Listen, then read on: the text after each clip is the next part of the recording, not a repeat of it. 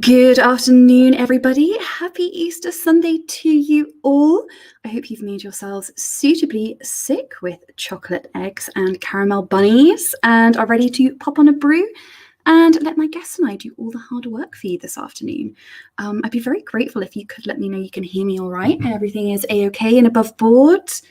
I'll let you tell me. So today we are talking about the heroic age of exploration, more specifically of the polar kind, a little bit out of sync with winter, but we know Jesus was a big reader of Scott and the Boys. I don't know, you may have recently seen the trend for posting physique, so today we thought we would separate the men from the boys and show you some serious masculine prowess. So without further ado, I'm going to invite my guest on, the lovely History Bro. Hello, hello. Hi, how are you doing? I'm very well. How are you? Yeah, perfectly fine, thanks. Ooh, Looking forward to talking about Antarctic exploration. Me too. You're a little bit loud. Is that just for me? I'm sorry if that sounds... Maybe I'm shouting a bit. I should just Does stop that sound shouting. enthusiastic? Does that sound terribly... sounds terribly rude of me to say that, doesn't it? Oh, I can hear my own echo back there. All right, much better. So how do we kick off then? Why don't you start us off? We're talking about the heroic age of the polar explorers.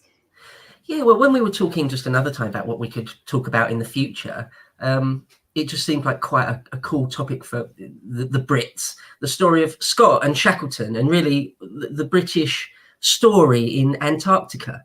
And it's exactly as you said, that whole age, this like grand heroic age, as historians want to call it. The late ages, they call it, what do they call it? Like the developed or the mechanized age of Antarctic exploration. But these early pioneers, they call it the heroic age. Maybe it's a bit over the top, but some of the stuff they did is crazy. I mean, it's reasonably heroic. Well, actually, yes, it's not a bad heroic sometimes. It's not too far off, is it? Yeah. I don't know why I'm belittling it straight off the bat. Don't downplay it. But yeah, no. So the story of that, because there's not that many nations that are sort of into the Antarctic even today. Like in fact, today there's the what's it called, the British Antarctic Survey, and there's a big thing called the Halley Station, like this big modular station. It's all British. It's like a British thing. And you know, there's not any other nations that are doing that. And even going back to the beginning, there's only really a handful of countries that are sort of interested in America, Britain, Norway, but there's been a few expeditions were sent down there. Like the Belgians sent one, the Japanese sent one at one point. This is all in sort of the very early 20th century. But I thought what we could do, there's 4 main expeditions the British did. I thought we could talk about those. And just before we do, I'll give sort of a brief overview of the early history of Antarctica. But the of the 4, the big most famous ones are Captain Scott's sort of famed doomed expedition and Ernest Shackleton's slightly later expedition, which is just as incredible and fantastic in completely different ways, isn't it? And I've been reading up on the journals of Scott, and you've been reading up on South, the story written by Shackleton. And between us, perhaps we can cover it all. What do you think? Yeah, that wasn't actually planned, was it? I was pleased to hear this morning you've been reading a bit more about Scott, because I've been so absorbed with Shackleton. So I think we've got a good dynamic there. And of course, there's so much really to cover, because somebody in the comments earlier wrote about or mentioned the Franklin expedition. There are so many of these wonderful expeditions. But these 2, I think, are absorbing enough on their own. So obviously, Scott, we're slightly earlier than... Well, the 2 knew each other, didn't they? Why didn't we start there? They were already, I don't know if comrades or workmates, if you like. Yeah, their lives were heavily entwined. The first expedition, sort of serious expedition that the Admiralty sent down there was the ship, the Discovery. And this is sort of really early. This is like they dreamed it up in 1899. It went down there in 1901. And yeah, so Scott's the captain of that, and Shackleton's part of his crew, one of the sort of more senior members of his crew. But I think, just before we sort of get into those early ones, I just want to say a little bit about Antarctica in general, because I think it might be sort of worth saying. Yeah, go for it. It's just that it's surprising. I think it's surprising. Most people think it's surprising when you hear that it was only really discovered, in inverted commas, in 1820. That seems crazy, right? That seems weird. Yeah. It's one of those things like when you hear about Edwin Hubble in the 20s or 30s was the first to realise that there were other galaxies. I think, It's really? Only then? only discovered then, you say? Yeah. Oh, So what? The Antarctic? Yeah. So it's that's one of those awfully things, late, isn't it? like Hubble. You think, wow, that's so recently ago, isn't it? But so the story goes, there are some like strange stories of maps. There's a famous thing called the Piri-Reis map, for example, which is from medieval times. It's definitely from medieval times, and at the bottom there's a coastline which seems to map onto Antarctica quite well, and it's supposed to have been copied from a yet more ancient map. And anyway, the Piri-Reis map, people argue over that all the time, but there's other examples of pre-modern maps which show something down there, but basically the formal story of history, somebody like Graham Hancock would argue against, but the formal story of history is that, when we went round the world with, when Magellan went round the world and when Drake went round the world, they knew that there was something down there. Drake knew that you could go around the bottom of South America, but there must be some giant landmass down there. And when, just to scoot ahead, when Captain Cook, so we're now talking the 1770s, he went round the world and he deduced that there would be a giant landmass there. But it wasn't until 1820 when the Russians sent an expedition down there, and they landed on the Antarctic landmass. And so that's when historians like to say this heroic age of Antarctic exploration began, was then. And it's quite often said that it ends with Shackleton's very last expedition, which is like 1920, 1922, something like that. So that's sort of 100 odd years there, but it comes to a head towards the end of that period. So even by 1905, 1908, no one had ever been to either the North Pole or the South Pole. Again, that's kind of surprising, isn't it?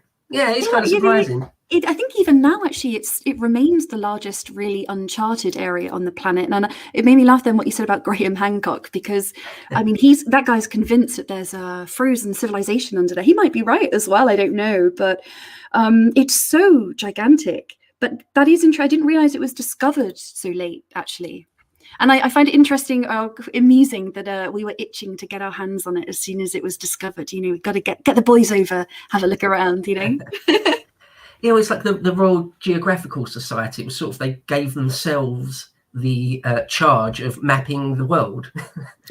I mean, I suppose it's a bit like the American. They've got a giant survey body. I think it's in the American Navy that it's their responsibility to sort of map the world and things. But yeah, you're quite right. The Antarctic is unbelievably remote. I mean, there are other places in the world like the Amazon basin and stuff where. I mean, our Earth is completely mapped by GPS, obviously, from low Earth orbit. But actually, men on the ground, I think there are, surprisingly, I read an article, I think, by David Attenborough a few years ago, that there are actually quite a few places in the world where no one's ever been yet still. Places in the Himalaya regions and, like the Amazon. And anyway, loads of Antarctica is, just is so unbelievably unforgiving.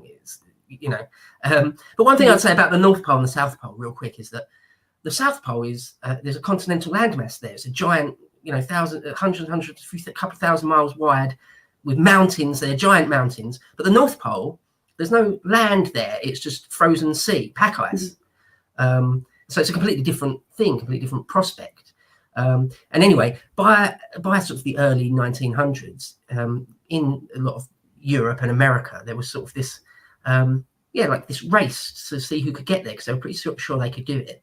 And an American had got to the North Pole first, Robert Peary, with a team of Inuits. And Amundsen, the famous Amundsen, who'll come up later, he wanted to get there. He realised he could sort of get close and get on the pack ice in the right direction and just float across the North Pole and claim it that way. But he was pipped by this American. And that seemed like 1809 or something like that. It's funny how that doesn't seem to hold, maybe it's just over here in the UK, I don't know, but it doesn't seem to hold the prestige that the South Pole later does. I don't know why. Quite interesting. I think you're quite right, yeah. I think possibly that the South Pole is sort of undeniably just technically more difficult, physically more difficult.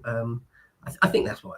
But also because the race thing that developed, it sort of went down in history a bit more than maybe it might have done, because all this stuff we're going to talk about with Shackleton and Scott, it did play out in the media, and it was a big deal at the time, you know. Absolutely. But with the South Pole and the North Pole there, you know, two very completely different prospects. So now it was only really the South Pole that remained as the great prize, the last great prize of this age of heroic, you know, Arctic and Antarctic exploration. It was like the great last prize. And so, yeah, the Brits tried to get there in, as I say, they tried in like 1901 with the ship the Discovery, and that's Captain Scott's first attempt. And Shackleton was, as I say, part of his crew. He won that, right? So he was one of the crew members. Is this the Nimrod expedition, or is that later? That's later. That's Shackleton on his own. That's like 1908. So that's like a fair few years later. Yeah, so as I say, there's these four big ones. I think we should concentrate on the two last ones of these four. But the first two of these four, if I quickly maybe run through those, because they're sort of important. They sort of feed off each other and they learn as they go along, and you know, all that sort of thing. So the first one, they get within. Well, maybe I should describe a little bit the geography of Antarctica. Please do. As I say, it's like this giant landmass, huge, you know, with mountains on it and everything, and all around it is. Well, as you can imagine, the frozen sea, pack ice. They always just call it pack, don't they? It's the pack, you're heading into the pack. We see a thick pack ahead. They're always called icebergs, just bergs, don't they? If you notice that. That's right, yeah. They're always talking about bergs. It was like they're sort of calling, it took me a while to get used to that. I wasn't sure if they were referring to the dog pack for a while, but no, yeah, the pack ice. Yeah. And so you have to time everything with the winter and the summer. Of course, it's the southern hemisphere, so everything's the other way around. So, you know, December and January is summer, and that's your best shot when the ice is at its smallest to get as close to the land as you can, if not actually land on like solid land. You'd be lucky to do that. But so it's all about timing and the months. So you want to head down there in our winter, which is the Antarctic summer. And so the Discovery heads down there, and actually we now know we can now see in hindsight that it got quite lucky. It had quite an easy go of it. Down there's the Ross Sea. There's a great captain from a slightly earlier generation, Sir Captain James Ross, I think it was. Lots of things are named after him. There's the Ross Island and the Ross Sea and the Ross Ice Shelf. And where you come down, if you come down from sort of New Zealand, a lot of these trips headed out from New Zealand. You come down to the Ross Ice Shelf, and hopefully you can get close to the land with the pack, fighting the pack. And but anyway, this first expedition, the Discovery, they get onto Antarctica, and they try and make a few depots, and they get within, it was not that close, 400 odd miles. It's maybe halfway there, a third of the way there, something like that, and they have to turn back. It's just way too difficult. They realize they've bitten off more than they can chew. But one thing I'd want to say this about that is that this is really the first guys ever to head into Antarctica. You know, the Russians went down there in 1820, and there'd been various people had, you know, gone around there and hit the land, but no one had ever really just hiked straight into the middle of Antarctica. They didn't really know about all the gigantic mountain ranges that are there. They didn't know that, because in the middle of Antarctica is a higher plateau. You have to go up like 9,000, 10,000 feet. It's like a giant wall of mountain that you have to go up. Ice wall, which is sort of 400,000 cubic miles of ice or something. It's a really unusual terrain, isn't it? I think I read at one point there are volcanoes and these underwater rivers that have their own high and low tide systems. So completely foreign, of course, completely foreign ground. Yeah, there's a Mount Erebus there, which is just on the side of the Ross Ice Shelf, which is a volcano in Antarctica, incredibly. Gold, I think gold splattering, isn't it? I read somewhere that the flecks of gold. Oh, really? Flecks of gold. I'm not sure if it's Mount Erebus, but one of them. So, quite the wonderland. Yeah, people have probably seen pictures and things, and it's both terribly desolate, isn't it? But also almost unspeakably beautiful sometimes at the same time. It's crazy, isn't it? But what you have to do, you head into Antarctica, and it's sort of terrible going, and you hit this giant wall of mountains of the Trans-Antarctic mountain range. And you have to find a way through that. I mean, you could, if you were expert mountaineers and prepared for that, you could go over the mountains, but really what you need to do is find a way, a path through. And there's this glacier there, the Beardmore Glacier, which they found even on that first trip with the Discovery. And you sort of head up this giant glacier, the Beardmore. But glaciers are incredibly dangerous places. Basically it's a crevasse field. It's sort of trying to eat you. It's trying to kill you at every step. I've heard people describe it like that. Ranulph Fiennes and different, Really? more modern people. Yeah, it's sort of a terrifying prospect. And then if you get past that, you get up the Beardmore. You're then on sort of the Antarctic higher plateau, and it's sort of quite flat, but it's like being up on Everest. You're dying the whole time, more or less. The whole time you're up there. It's 9,000-10,000 feet, 8,000-9,000 feet, and obviously ridiculous conditions. But they have to turn back, this first one, the Discovery, in 1901. And one of the sort of headlines, one of the things to take away from it is that because you go in a big party, a shipload of guys, 20-30 guys, but you have a very small party will actually head out for the pole, any sort of pole attempt. And on this one, there was Scott himself, Wilson, Dr. Wilson, who comes into it, and Shackleton. And Shackleton is the weakest one. He gets a bit lame, apparently, the story, because when they get back, Scott publishes a story about it, the voyage of the Discovery. And in it, he says Shackleton was the weakest and got sort of lame and held them up, and they kind of had to turn back kind of because of him. And yes, that's right. He sort of slur, isn't it? Indicated that he was it was a bit of a dig, wasn't it? I always got the sense. Well, yeah, massive, really. I mean, it's hard for us to imagine. They're Victorian people. It's we're in the Edwardian period, but they're all Victorian people, born and raised in. And something like that, a slight like that to someone like you or me, is something you probably shrug off or laugh at almost straight away. But in their world, in their society, that's massive. That's massive to be like the reason. It's like a huge slap in the face, really. And so, a few years later, before we just go on to the Nimrod in 1908, maybe we should pause a bit there and talk about Shackleton and Scott, the men, what sort of type of guys they are, sort of, very different guys. Maybe you want to talk a little bit about Shackleton, his personality, but just one quick thing before you do that. I would say, because obviously they clashed. It was a clash of personalities. But I think they both come across as the type of person that goes out of their way to be accommodating and nice. They go to extreme lengths to not rub up badly against people. You sort of need that in these Antarctic expeditions. So it's odd that they locked horns. Really odd to me. I'm not sure who to blame, because they both seem like really good guys without being too cheesy about it. What do you think? Well, just as you say, exactly, you just reminded me of, there's a passage actually where Shackleton, as we'll come on to, he finally reaches the whaling station at South Georgia.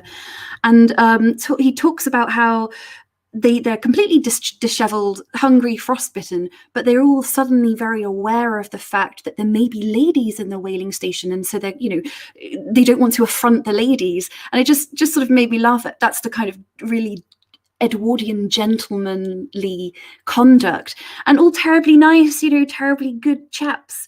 And but yeah, really, there's clearly a lot of, I sense maybe a little, I don't know if it's jealousy, but I always got the sense that Scott was a little bit perturbed by Shackleton.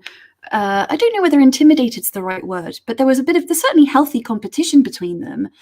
But I think Scott writing that article on Shackleton, it definitely felt more to me like somebody who was slightly put out, because of course Shackleton later goes further south, doesn't he? And that bugs Scott, I think. I don't know. What do you make of that? Yeah, no, that's exactly it. So to skip ahead a few years forward, 1908, Shackleton gets a shot at his own expedition. The Admiralty give him his own command to go down there in a ship and all sorts. And so it's like it's his big shot, the Nimrod. And just to sort of cut that one short, he gets within perhaps, I think, 100 nautical miles or 90 miles to the pole. He gets up the Beardmore. He gets up onto that higher plateau and gets really close. What year is this? Sorry, someone's asking. 1908, 09. 1908. Got it. And he has to turn back. People say again, it's an extremely brave decision to turn back when you get that close. I mean, yes, that's a super brave, leadership thing to do. It's not an easy one, and so I actually had a comment on one of the earlier videos I did with the passage from Shackleton, and he had said, well, he was risking these men's lives, but I actually always got the sense that Shackleton took a lot of effort to mitigate risks for his men, to get that close, but he wouldn't let them go any further, because I always wondered whether Scott had that same... whether he had that same kind of boundary. I'm not sure what you think we'll talk about that, like just sort of whether he put ambition above men's lives. I'll definitely talk about that in a little bit. But what you said, just the point you said about Scott maybe being jealous a bit of Shackleton, because on that Nimrod expedition, Shackleton gets the record, the world record for getting closest to the pole, and breaks Scott's earlier record, and Scott seems to be, definitely jealous, I would say, because he's on record as saying that, he doesn't believe Shackleton's numbers, that he got that close. he says, Scott calls Shackleton, quote, a professed liar and a plausible rogue. Which is pretty strong for sort of 1909. I'm going to keep that one. Just for rogue. That's strong words. But he also congratulated him before saying that, didn't he? I've read that. He congratulated Shackleton, but he also said, I think that quote was meant to be in private. I think that was to somebody else in the Admiralty. Oh, I see. Came out sort of years later in a memoir or something. But no, formally, he was, of course, happy for him. Amazing.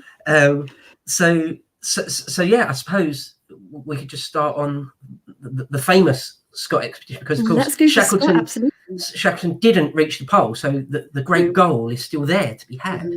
And so it's sort of Scott's shot again in 1910. The Admiralty fund yet another expedition. They kind of really want it. They really want that South Pole prize. There's a lot of money in it, isn't there?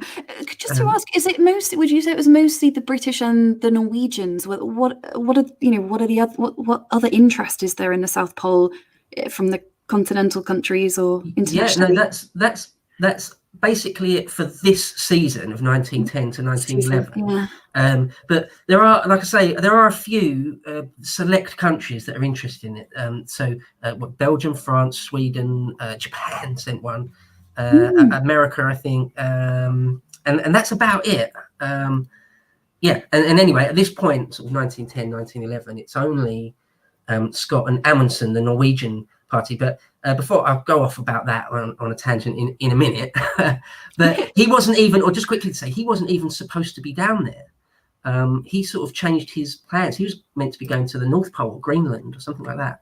And at the last minute changed his sort of not secretly, but his own backers, his own moneyed interests paying for his expedition didn't even know that he's actually going to go to the South Pole and try and pip Scott. Interesting. Because it's a sort of a famous expedition. Everyone in the papers in Britain at the time, it's all sort of publicised, and everyone's behind Scott, and it's all sort of, gung ho, let's go for it. He sends him a telegram, doesn't he? Just saying, going south, Amundsen. I think that's all it was. Yeah, that's right. There's a few sort of telegram stories. Where Amundsen, they get in touch with each other because they both leave from from Australasia. I can't remember exactly where Amundsen leaves from, but Scott leaves from New Zealand, and they sort of make bases on different sides of the Ross Ice Shelf, and take different routes. But I'll contrast it with what Amundsen did. Sort of in a minute. So he's the great sort of doomed. Everyone knows it's sort of doomed, don't they? I'm not sort of spoiling it. I don't think it's a spoiler. No. You never know though. But he goes down on the Terra Nova, and they have quite a bad trip on the way down there. They take a load of ponies, white Siberian ponies, and a whole bunch of dogs. These big, I don't think they're actually huskies. Amundsen has huskies, but he takes these big dogs for sledges, and they actually also have 2 or is it 3 motorized sleds. He describes them as. I can only imagine like a skidoo type thing, an early skidoo. But again, it's 1910, so it must be very sort of primitive early thing. So anyway, they've got these sleds, horses, ponies, and dogs, and they plan to sort of man-haul a lot of their sledges. That becomes a big thing, doesn't it? Man-hauling. And that's just literally what it says on the tin. Just men hauling these giant sleds full of provisions, their tent, their food, and the fodder for the animals and all sorts. And it's incredibly physically hard. And anyway, yeah, it's just this Scott party. It just seems like there's loads of adventures all along the way. So the seas are really terrible when they head down from New Zealand. And at one point, some of the dogs, because all the ponies and the dogs just sort of live on the deck in the open. And at one point in terrible seas, one of the dogs gets flung over the side, and lost, of course. Oh, I didn't know that. That's terrible. And then there's another one that gets thrown over the side, and then the next wave throws it back onto the boat. No. Yeah.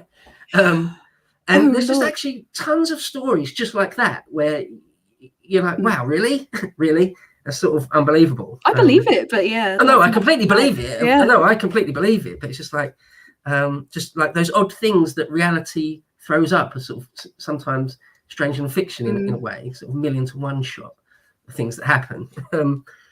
But yeah, I mean, so what else goes there? And they nearly get caught. Well, they do get caught in the pack ice, and for a lot of the pages of Scott's diaries, Scott's journals, which were found when he was found.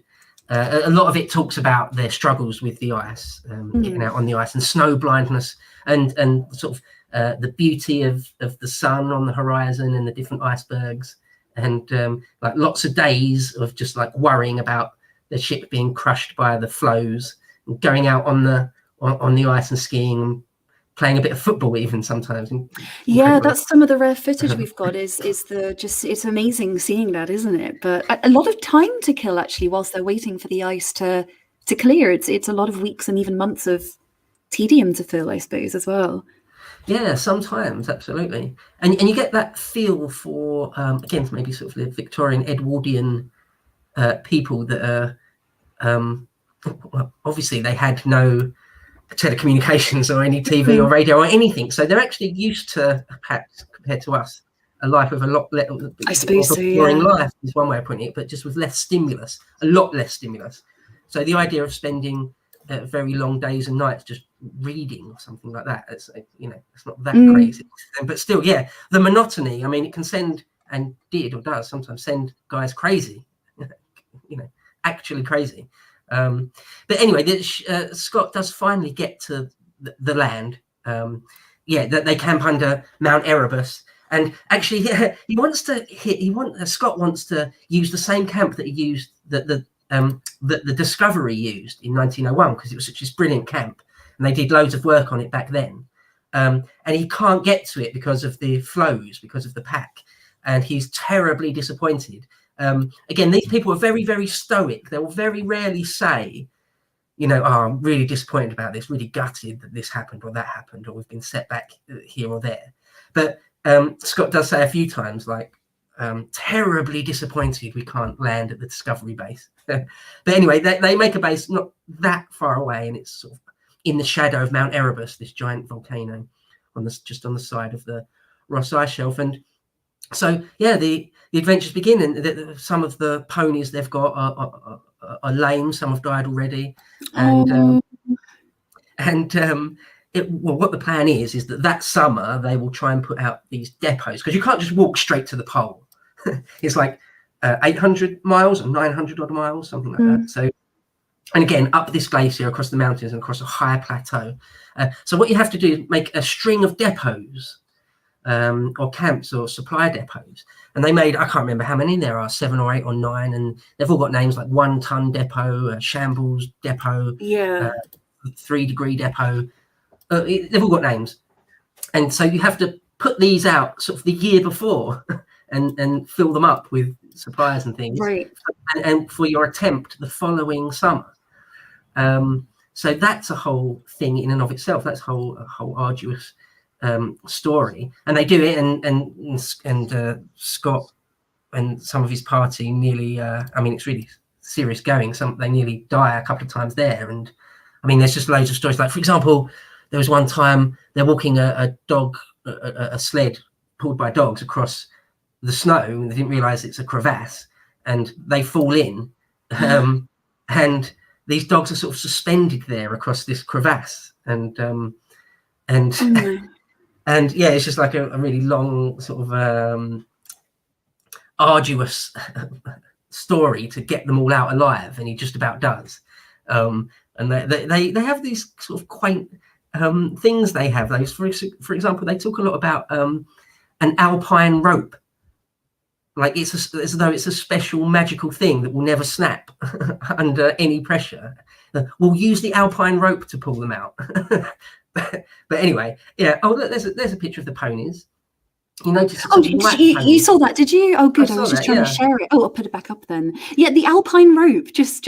I don't know whether these are sort of colloquial names between them, because they do that. In Shackleton, they sort of, various camps, they just rename, like the Ritz and the Savoy. A bit of in sort of banter, but yeah, who knows what the alpine rope is? Who knows? Yeah, they. Well, a note then on the animals, the ponies, because Shackleton had taken ponies on his expedition with the Nimrod a couple of years earlier, and he'd said these are like Siberian ponies, and he'd said that the white ones he'd had were like the most hardy. So Scott insisted that he'd have only white Siberian ponies, but well, the long and short of it is, ponies or horses, the hoofed foot is terrible for Antarctica. It's just not the right thing. It's not the right tool for the job. Yeah, it's not the right tool for the job. Amundsen didn't have ponies. Well, you don't take ponies to Antarctica now, really. There's you have to take all the fodder. It's not the right decision. Sorry, horses. No, I was just wondering. It's just what you said. So actually, Shackleton had mentioned the white ones, and so he ordered a ton of white ones. How interesting! So it goes to show that he, for all he says about Shackleton, he does obviously hold him in esteem to some extent. Yeah, well, they will definitely always try and learn from each other. Every expedition that goes out, they always say that it's always touted as the most up-to-date scientific expedition ever. Yeah. You mentioned right at the beginning the Franklin expedition, which is a lot earlier. That's like 1840s, I think. And that was to do with the Northwest Passage, trying to find a way through, the Northwest Passage from the Atlantic to the Pacific through northern Canada. And there isn't really one. I think you can get through there if you've got sort of a modern ice cutting ship, if the conditions are just right. But essentially, the Franklin expedition was a complete failure. Everyone died. It was, but that was, the most up to date, most scientific thing. And these Shackleton and Scott expeditions are the same thing. They will try and make it. They're not stupid. They're not trying to die of exposure up there. They're trying to do the best they can. So, so at the time in 1910, Scott sort of thinks, I suppose his thinking is, we'll try and cover all the bases. We'll take dogs, we'll take ponies, and we'll try these new sleds, these motorized skidoo things. His thinking was, we'll cover all the bases. And it was just, when historians look back on it, that was just sort of the wrong decision. Maybe just to talk about Amundsen briefly at this point, he just took dogs, lots and lots of dogs. And I assume they were huskies or some, as a Scandinavian, because of course I was also thinking they obviously could ski quite well. I don't know whether our men were skiing like they were or what, but. No, well, that's exactly that's exactly the thing. Amundsen was an expert skier. Everyone he chose for his expedition were expert at their jobs. They'd all been most of them been on previous expeditions to like Greenland. Norway's got a big history of doing survival stuff in Greenland. And the Arctic, the North Pole stuff, they were heavily involved in that, kind of, obviously. And so their guides were just trained by Inuit, the best there are at dog teams. Absolutely. And so Amundsen's attempt was sort of this crack unit of dog teams. Everyone knew exactly what they were doing, kind of thing. Can go into a little bit more detail, but so that's what he did. Well, here's one example. Amundsen gets down there, and they start pulling their sleds, and he realizes these sleds are just too heavy. So he orders his carpenter guys to just shave down these wooden sleds. And so where they were like 165 pounds or something, they're now like 50 pounds. Mm-hmm. It might not sound like a huge thing, but in fact that is. Stuff like that can be the difference between life and death. So, okay, you've got this crack unit of like professional skiing dog team guys that are actually thinking, super logically. And then you've got our guys that are just, a lot of money's thrown at it and they're trying their best, but it's just sort of a scattergun effect. They're just trying everything. And a lot of them aren't expert skiers. They're trying out stuff for the first time. Or these Siberian ponies get down there and haven't really pulled sledges before over ice. So they're just trying everything for the first time. It's kind of crazy. They did pretty well considering. It also reminds me of Shackleton at one point when he gets back way after to London. They realised that the leather boots they had, the manufacturer had basically filled them with cardboard and things. But it always amazes me how kind of primitive, I suppose, just what they're wearing is as well. It doesn't look warm enough. Not at all. I was just reading a bit about that the other day, where in Scott's journal he says something about he says something like, I still think our modern scientific clothing is better than the furs, like the reindeer furs that the Inuits wear. I still think that's the case. Or he says something like, oh, perhaps their furs might be better than ours when you get sort of minus 40 or 50. And we now know it's way better. way better than what they were wearing. They're wearing, like, well, you can see from the pictures, it's weird, isn't it? It looks like a jumper and a smock. Yeah. And a little hat, which is just like a bag. Yeah. Well, a lot of them, these guys are, I mean, it's a cliche, it's an obvious thing, but these guys are hardy, super hardy. I mean, and it's sort of a point of, that they try and outdo each other a little bit, I think. It's not explicitly said, but it's sort of a bravado thing. So, for example, there's one guy in Scott's team, Bowers, and he's sort of the hardiest when it comes to just out and out cold. And they say, even when guys like Scott and his hardest guys, his most seasoned guys, even when they have to put their balaclavas on, this Bowers is still just walking around with just a woolly hat on and his ears open to the cold, and no one can understand how he can do it. Yeah, and it's funny how things like frostbite affect people differently. The same guys that have had the same amount of food and energy, one guy will get frostbite and the other one won't. And it's sort of a little bit of a... Also, some of the younger ones suffered worse than the old sea dog type things. It's the seasoned ones. It's interesting. That's definitely true. Yeah. They were saying that your prime age for this sort of thing is between 30 and 40. The guys that are sort of 23, 26, they will get frostbite, or their sort of psychological the psychological side of it, they'll be more impacted by that. They'll give up basically easier. But yeah, just the out and out frostbite thing, it does seem that guys are sort of in the best window between 30 and 40 on that. It's funny, it's like altitude sickness. You could get sort of quite an unhealthy sort of obese person, and they can handle altitude just so much better than someone that's like a marathon runner sometimes. Yeah, because it's to do with that. Well, in that instance, it's to do with the amount of oxygen your blood can handle. But anyway, the point is, it's, for no real rhyme or reason, some guys can just handle cold better than others. And well, I mean, all that will come up. But yeah, so in the first summer, they have to make a hut. When they bring on their ship all the things they need to make like a giant hut. and they build it in about 2 weeks flat, and they start making these depots up towards the Beardmore Glacier and beyond. And they do that, and there's there's a lot of adventures along the way, all sorts of different things. Like there's one point when a couple of the ponies get somehow stranded on a bit of pack ice that floats out to sea, and they can see them. All the men can see these couple of ponies, and they try really hard to save them. Oh, that's so sad. Yeah, it's really sad. Oh, that's heartbreaking. I should laugh, but that was so tragic. Oh, well, it's all really, really harsh what happens to all the animals, really. I mean, they bring loads of dogs. He says he brings loads of work dogs, but he also brings one collie bitch, they say. So I guess it's just like, that's more like a pet. And at one point, they didn't realise it was obviously pregnant, but at one point, it just gives birth to a litter of puppies. And then it kills them all for some reason, just sort of sits on them and smothers them all.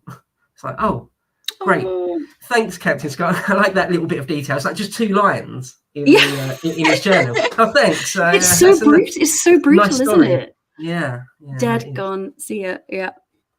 But yeah, I mean, because these ponies, like one of them basically gets its nose ripped off, and they suffer pretty terribly. Because even though they're like Siberian ponies and they are used to, obviously extreme conditions, the Antarctic's kind of another level. Mountainous, and also carrying all the what they were doing. I don't know what they were feeding them either.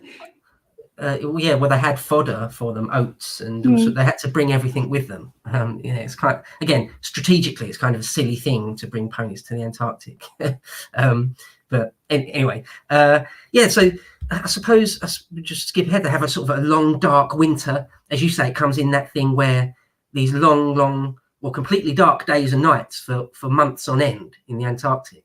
And you just have to, you can't really do anything. You can't really go outside when the weather comes in and there's blizzards.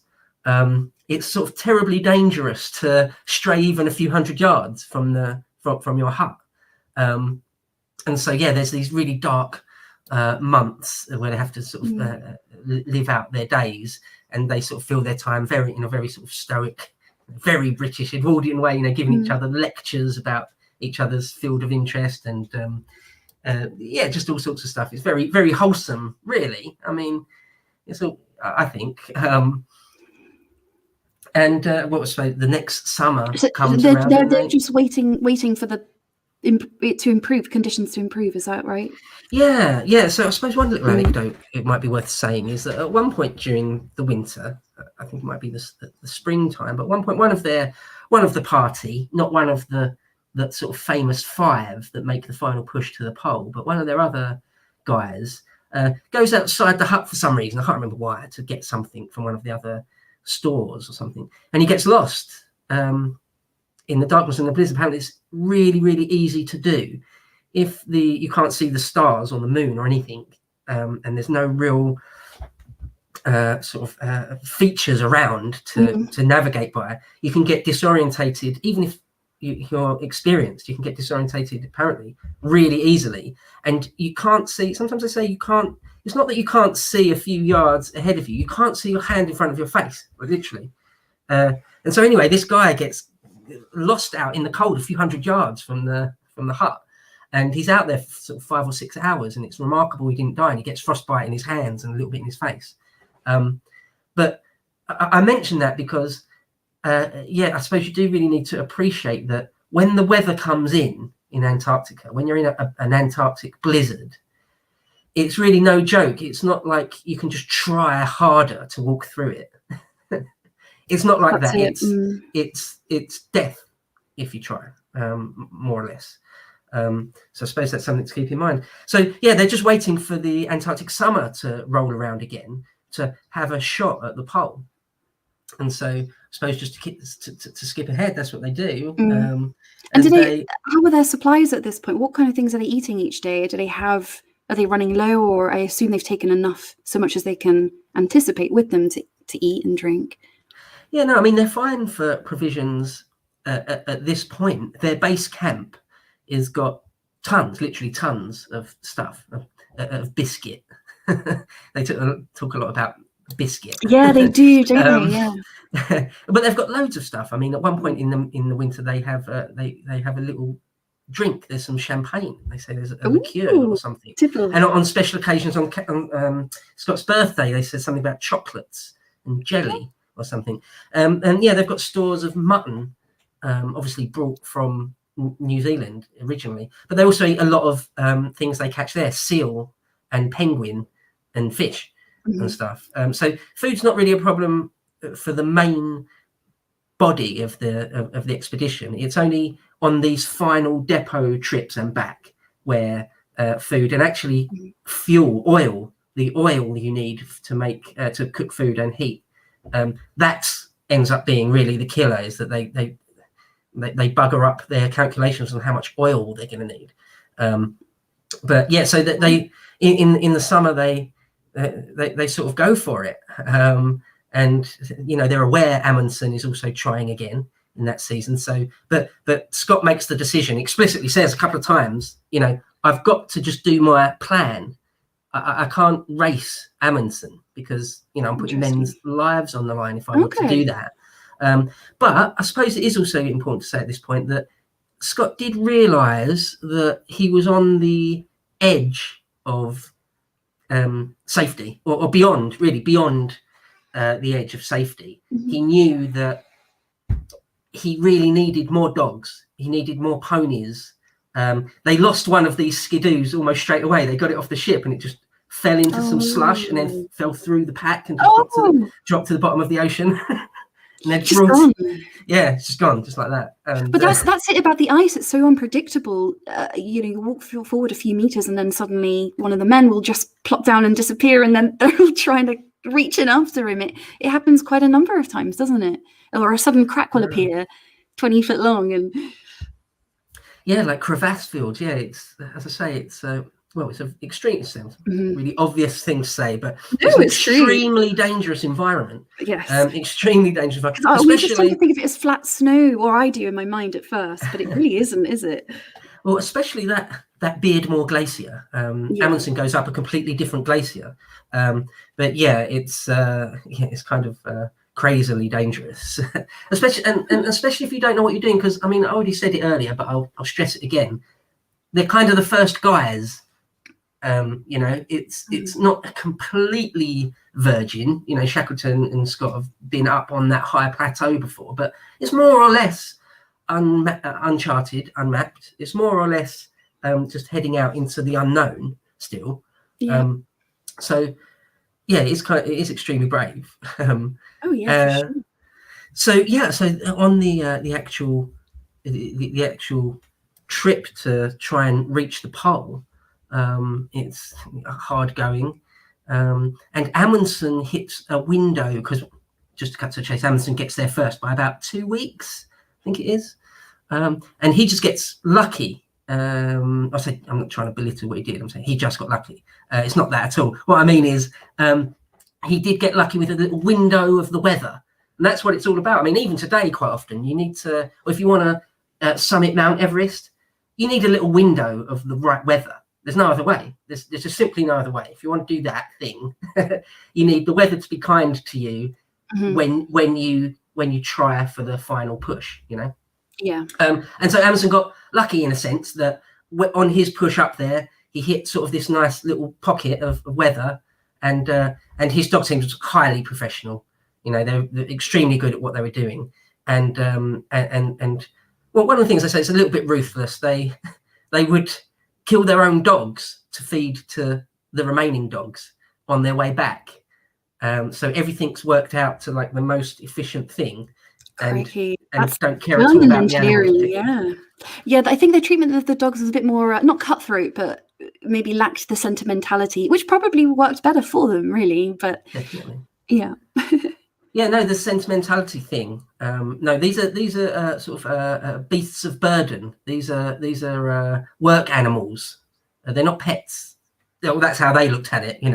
There's a funny bit in the film The Man Who Would Be King. I don't know if you've seen that with Michael Caine and Sean Connery. It just sprung to mind when there's a character in it, a Gurkha, Billy Fish, the Gurkha, and this is in Victorian times. And one of the things he characterises Englishmen or the Brits for being sort of crazy, to his mind, is that we all line up and go into battle in lines, marching left, right, and we give names to dogs. Oh, interesting. Like that's to some cultures or some people in the world, just that is kind of crazy, a bit silly.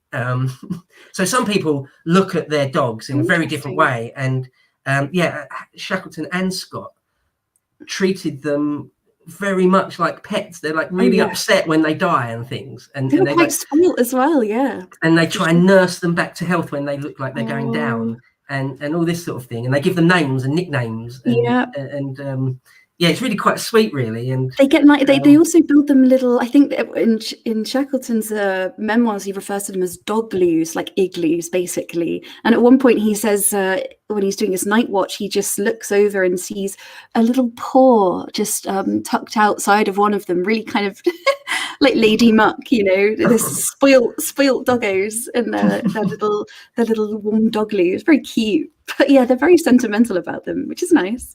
Yeah, they build them sort of wind shelters. Or one story, I suppose, puts it quite well is they've got this one particular pony, Weary Willie, he's called. Oh, the poor Weary Willie, who's worked to death. At one point, he looks like he's in trouble, like he's going down. So they sort of take him to one side and they build him his own personal wind break. And they put blankets over him and they warm up some oats. They warm up some oats for him, and a couple of them sit with him all night. And so that's just a million miles away from the way Amundsen and like I say, many other cultures would think about their pack animals. Even I, when I was rereading that the other day, I did think that's a bit much, like because it was going to die. Like it's obvious there was no way Weary Willie was going to make it out of the Antarctic. There was no way, right? He was doomed from the start. It's a bit like that. Sounds like a Grimm's Brothers fairy tale, doomed Weary Willie. It's so tragic to begin with. That was one other thing I would say. You mentioned earlier that this accusation that Scott treated human life lightly, or his ambition was outweighed his, how much he thought about the value of human life. I think if you read the journals, there's just no way that sticks. I didn't believe it, I must say. No, because like, the way they're so emotionally tied to their dogs and ponies, of course they would do absolutely everything for their own companions and party not to die, of course. I think that's there's a lot of sentimentality and a lot of love invested in it as well, isn't there? Undoubtedly, a lot of camaraderie or comradeship, I suppose. And it's funny actually, because these dogs and ponies are kind of vicious. They're kind of assholes. They're really horrible. Like these dogs, like they give them nicknames and lovely names and treat them like pets, but they're vicious as hell. They attack each other. Like at one point, there was one of the ponies was a little bit weak or something, and the dogs just try and take it down. And they will, so naughty. And they will like try and attack each other, but really viciously, like drawing blood, ripping chunks off of each other. And stuff. And a couple of times, one or two dogs get lost somehow. At some point, you can let them off their leash entirely because they're not going to go anywhere. But a couple of them do get lost somehow in the wilderness. And at one point, they come across it like a month later. It sort of comes walking out of the wilderness. And it's got blood all around its maw. And so it's obviously been able to hunt and kill, God knows what, probably small seals, maybe penguins, something like that. Killer whales. So these dogs are really badass dogs. I mean, really, they're not pets, household pets. We would know it, not remotely, But they're treated. They're spoiled rotten, really, aren't they? Yeah, wherever they can be, I think. Yeah, but also treated terribly bad. Like they're worked to death, really. Mostly anyway. It's funny you should mention killer whales. I mean, quick word on that. It's really interesting. Some really interesting descriptions. I get the impression that they think of them as like clever sharks. Hunting them. Because a few times they are out on the pack, and these killers like deliberately, come up from underneath and try and smash the bit of ice they're on to try and get them, just like they would to a porpoise or a seal or something. They tried to do that to one of the dog teams at one point, and the men and the dogs get away because obviously they appreciate what's going on and they're a bit more maneuverable than a seal. So the men get away, but then they see the killer whales poking their heads up out of the water to see what happened. And Scott says, you can see intelligence in their eyes. You can see that they knew exactly what they were doing, that they were working as unison. And because a shark has got the mind of a fish. Yeah, It's pretty dumb. But these killer I see whales, what you mean. these killer whales are mammals. They're way cleverer. They really are deliberately working in unison to do stuff, which is a whole different kettle of fish. And Scott says, we've got to treat them with respect because, well, obviously. Well, funnily enough, that's exactly like Shackleton. He says that they were actually a constant source of anxiety, because of course they might mistake them for seals. But he actually talks. I've got this bit here. He said these aggressive creatures were to be seen often in the lanes and pools, and we were always distrustful of their ability or willingness to discriminate between seal and man. A lizard-like head would show, while the killer gazed along the flow with wicked eyes. Then the brute would dive to come up a few moments later under some unfortunate seal reposing on the ice, and big blocks of ice would be tossed onto the flow of the surface, smashed up by a blow from beneath. And he says that the force that had been exercised was astonishing. Slabs of ice 3 feet thick and weighing tons had been tented upwards where the killer whale had smashed a hole. I think that at one point, one of the young fellows who's the scientists are terrible because they're always wandering off to try and get samples of things. But he sort of waded into his waist one day, and this killer whale rose right up beside him, and Shackleton writes how he poked up his ugly head, just as you said they were watching to see what happened to the dogs. Like he poked up the ugly head, and they can hear them blowing at night, the hissing. He talks about how occasionally the ghostly shadows of silver snow and petrol black flashed near us, and we can hear them with their short, sharp hisses, like the sudden escapes of steam. Can you imagine just sleeping with that around you, knowing it could smash underneath you at any point? Yeah, it's terrifying. It is terrifying. I wouldn't go near I know they're it lovely and for funny. £1 million. Well, people say, of course, they've never attacked humans, but whether or not they would mistake them for seals is very possible, I suppose. But yeah, they were frightened of them, I will say. Yes, quite rightly. I mean, I think Scott says they just eat anything that they can. They're just hunting anything that's small enough to be hunted at all times. Their appetite is never satiated. And they're sort of kind of like this terrifying, clever, giant shark thing. Yeah, it's horrible. He's like monster, a bit of a monster. I wouldn't go near an orca. They call them. He keeps calling them.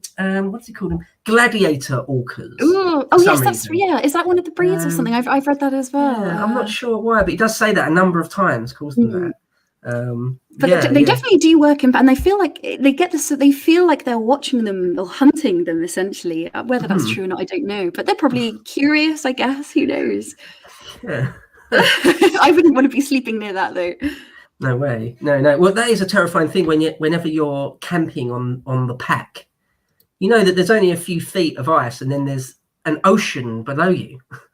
They say you kind of try to not think about it too much. I mean, that comes up much more immediately in the Shackleton story when you talk about that.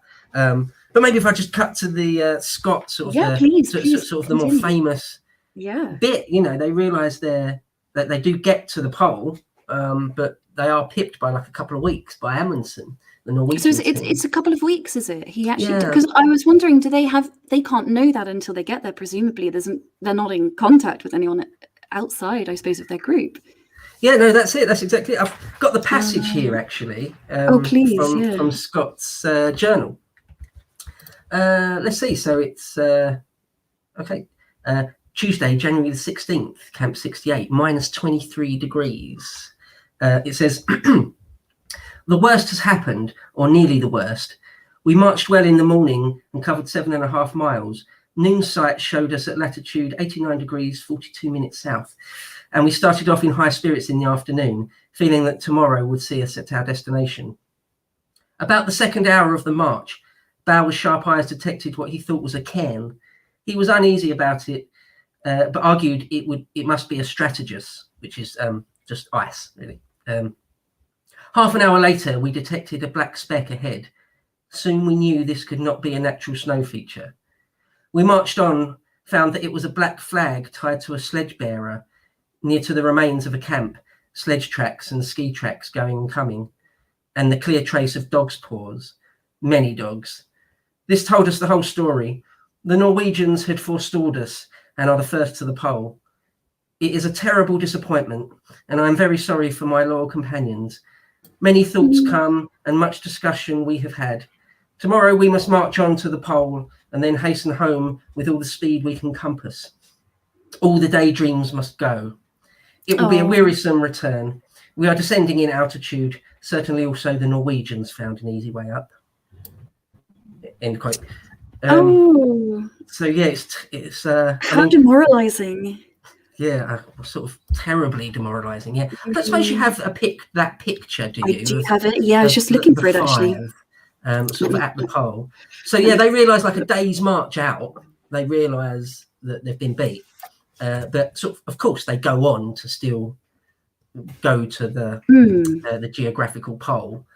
Quick thing, might just say there's people might know that there's the geographical South Pole and North Pole, and then there's the magnetic North and South Pole, and they're different things. We're not interested in the magnetic poles. It's just the geographical one.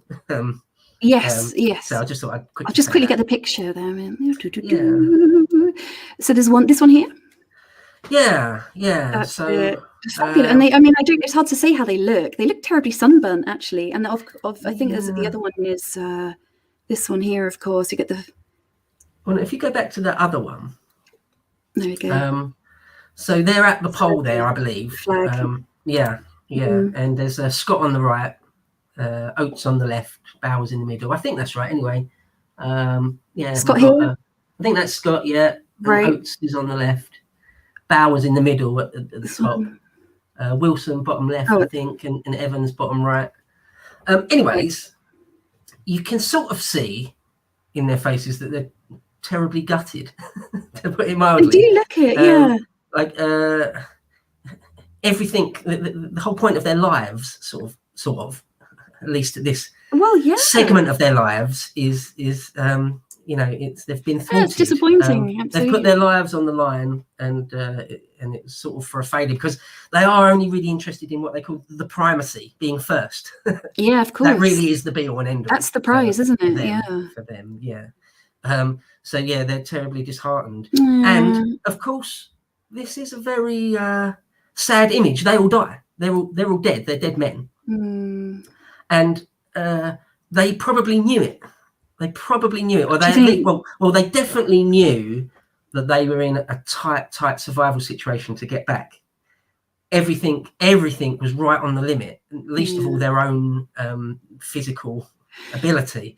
You can see Oates on the left there. He's sort of got his weight on one leg, and they say, hang on, which one? This one here? On the left, yeah. And he gets a bad foot, frostbite. I thought he was just being camping. And some say that already because he keeps it secret from them for a bit too long, really. And then some say that he's got his weight on one leg there. He's probably already suffering from it. But there, some have said, I don't know if I agree with this next thing I'm going to say. I don't think I do, but there's still an element there or something. Some have said that if they'd been first, if they had beat Amundsen, they might have got home. I wondered that. Their whole psychological side of it would have been completely different, and that maybe the psychological blow of being beaten was played into it, at least maybe for Evans anyway. Evans is which one of these? Sorry, I'm right. It's Evans, I think. Right. I might be wrong about this. These are sort of like seconding. Sorry, these men here are all obviously very, very good explorers, but they're all sort of second in command to Scott. Right. Yeah, so Scott's the leader, and they've all got different responsibilities. So Oates was meant to be, what he calls, sweet really. Scott calls Oates the soldier because he is a captain. Calls him the soldier, and he was meant to be in charge of the ponies, all things horse related. And one of the other ones, Evans, I think he's just I say just, but he was a sailor. And anyway, they've got loads of different jobs. There's like a carpenter, and there's guys that stoke the fire for the ship. guys that just do. There's a cook, and anyway, in these expeditions, you take different people to do different specific roles, and then you take the strongest ones for the pole, and it doesn't necessarily matter what their job was. You pick the strongest guys at that point. So you don't have out and out guys that it's their whole job just to head for the pole. Like No, of course not. You do, but like, so nowadays expeditions where someone wants to do that, like Ranulph finds or something, there's a whole team behind him just for like this really specific thing. Whereas they're also doing, we haven't said this, but they're also doing quite a lot of scientific stuff, all sorts of survey type stuff, trying to read the weather meticulously all the time, and trying to describe new animals. And one of their parties is just really into parasites that live in the bellies of animals, and they've got like a couple of artists that just do sketches, really, really good Edwardian era sketches that are almost photo quality, that sort of thing. Yes, some of them had to double check, and they were actually pictures, but I thought were photos. Quite amazing. Yeah, and of course photos. So this is a great age of photography, where we've got these amazing photos, these sort of really old school sort of emulsion print things on glass slides. And there's a real art. Apparently, there's a real art to doing that type of photography well. And apparently, it's even harder in snowscapes where everything's white. I bet. Apparently it's really hard to sort of make a good image, and yet both on this Scott and Shackleton expeditions they had sort of geniuses at it, because we do have some amazing pictures. It was Frank Hurley, I think, was on Shackleton, and then is it Henry Ponting, which on the Scott expedition? I think that's right. Yeah, is it? Let me just double check. Henry Ponting, because he was one of the few on Scott's expedition who wasn't. That's right, Henry Ponting wasn't particularly interested in anyone else's job. Everyone else was apparently chipping in and learning everyone else's little thing, over the dark months. Why not? but the artist guy was just not interested in anything. Yeah, he just wanted to do his drawing and nothing else. He took some cracking shots, though. Obviously, the really iconic one of the dog with the gramophone. They're playing the music to this penguin. So Henry Ponting, yeah. Well, and also Frank Hurley on the Endurance expedition. He actually dived down when the ship was sinking to collect the glass slides, else they'd be lost to us. So he was right in there. He got right in that water whilst it was touch and go. So we're very lucky to have them, but they were sort of like precious jewels to them, and I'm very grateful we have them, of course. But yeah, extremely precious. I mean, it's kind of like getting those pictures back from the Apollo landing party. Yes, yeah, from the moon. It's like they are gold dust. It's amazing, brilliant. They really are. Yeah. But yes, I suppose Scott. They get to the pole and they've lost the race, and they need to get back. And so when the next spring, the relieving parties get up onto that higher plateau, and they get to 1 Ton Depot, which was the last depot Scott failed to get to. He was only like 11 miles from it.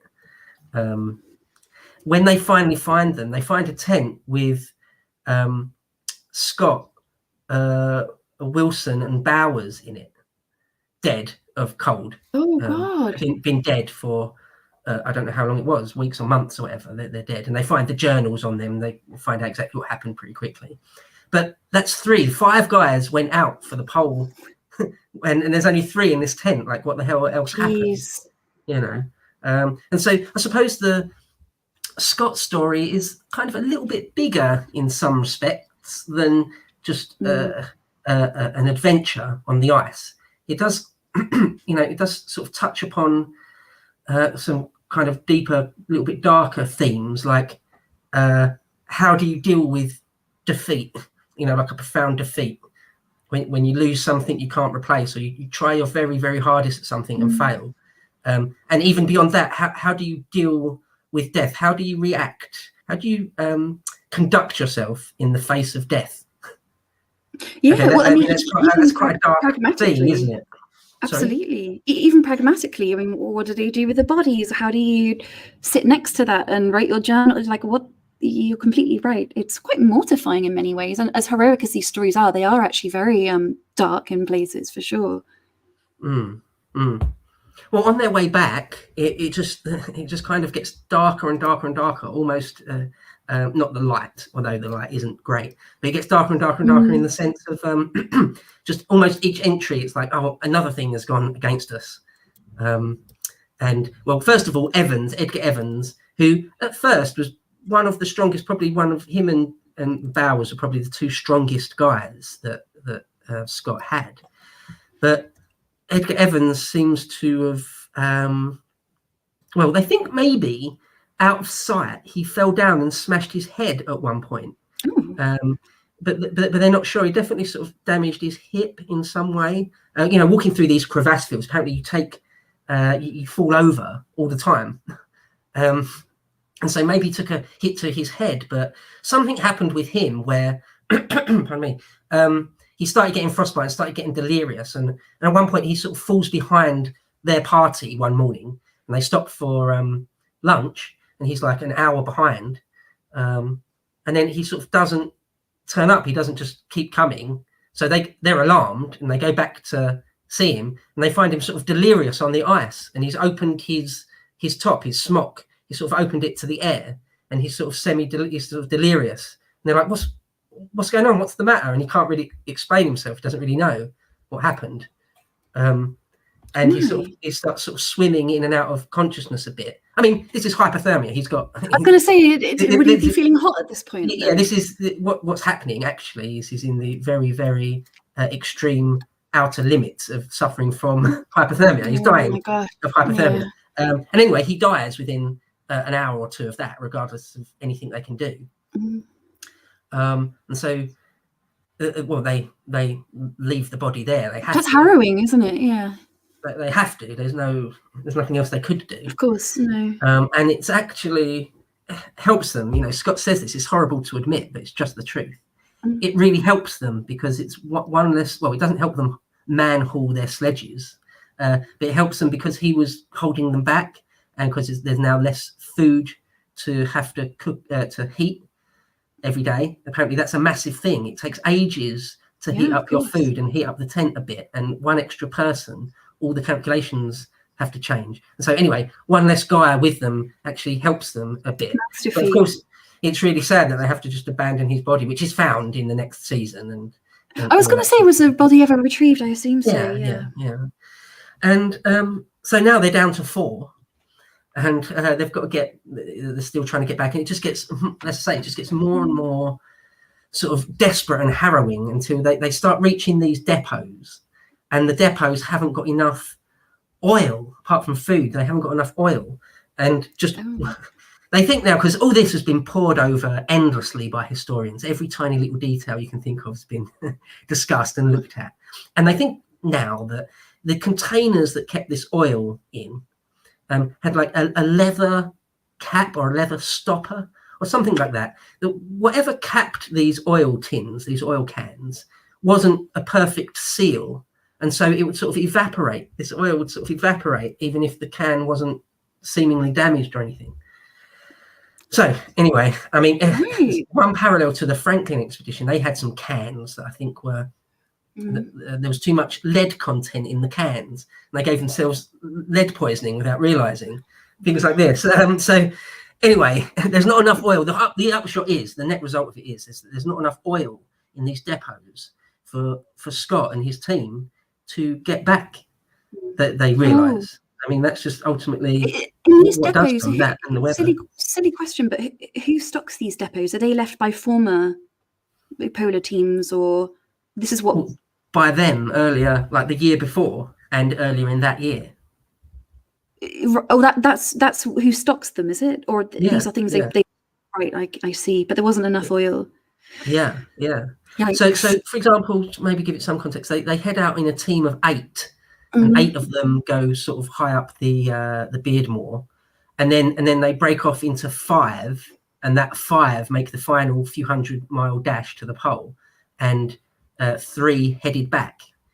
So it's No. It works like that. But these depots, they built and supplied them themselves. Yeah, they did. Scott did all the calculations himself, but it didn't quite work. And anyway, that as a and with the combination that this kind of unseasonal blizzard comes in, which really doesn't help. They're suffering sort of minus 30, minus 40 degrees when and sort of 50-mile-an-hour winds when it shouldn't be that for that time of year. They sort of get a little bit unlucky there. So the combination of these depots not being supplied properly and a sort of unseasonal blizzards is the combination of those two things that really spells their doom. But I suppose there's the story of Oates. So they're down to 4. So there's Scott, Oates, and the other 2. Bowers and Wilson, and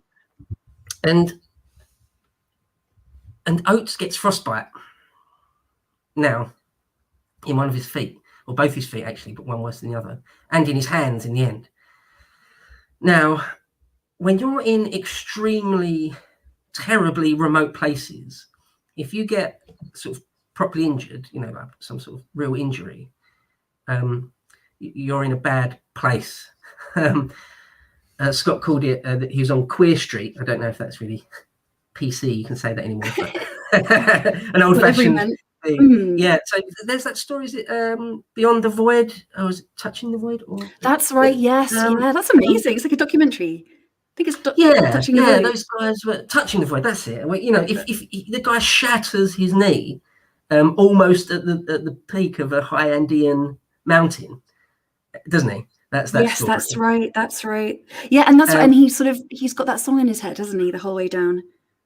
Yeah. That's an incredible story. That story, isn't it? It's really worth a watch. That. But no, the point is, if you're somewhere where you can't, there's no rescue coming. It's not possible for any sort of rescue or really any help at all. If you can't get yourself out of that physical place on the earth, you're dead. And they all knew it. That Oates's frostbitten feet was a real bad problem. And so we get into those sort of final kind of heartbreaking passages of them having to deal with it. And of course, it's it's not pleasant. At one point, he says, "What does he say?" This is Scott. He says, "We mean to see the game through with the proper spirit," which is very stoic, isn't it? Or talking of Oates, he says, "We still talk of things we'll do when we get home," and just leaves it at that. There's one entry where that's just the last line, but of course that speaks of a whole deeper thing going on, doesn't it? We still talk of things we'll do when we get home. Yes, of course. He says of Oates, he has a rare pluck, but he knows he has no way through. One of the saddest things I think is at one point, just a few days before he dies, Scott says that Oates practically asked them for advice about what to do. Now, again, just that one line, but you can only imagine the real reality of that. Like a guy saying, "What do you want me to do? Do you want to leave me? Should I walk out into the cold?" Well, how do you say? At one point, he does mention they've got opium or morphine or something. Yeah. So you could OD. I think they had like 13 opium tablets each or something weird like that. So anyway, it's just the extremes of the human experience, isn't it? What do you do? What do you do with that? Of course.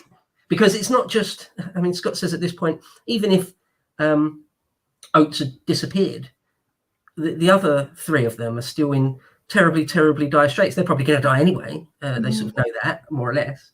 And he says, quote, "We must fight it out to the last biscuit." Which again, I suppose is very stoic, isn't it?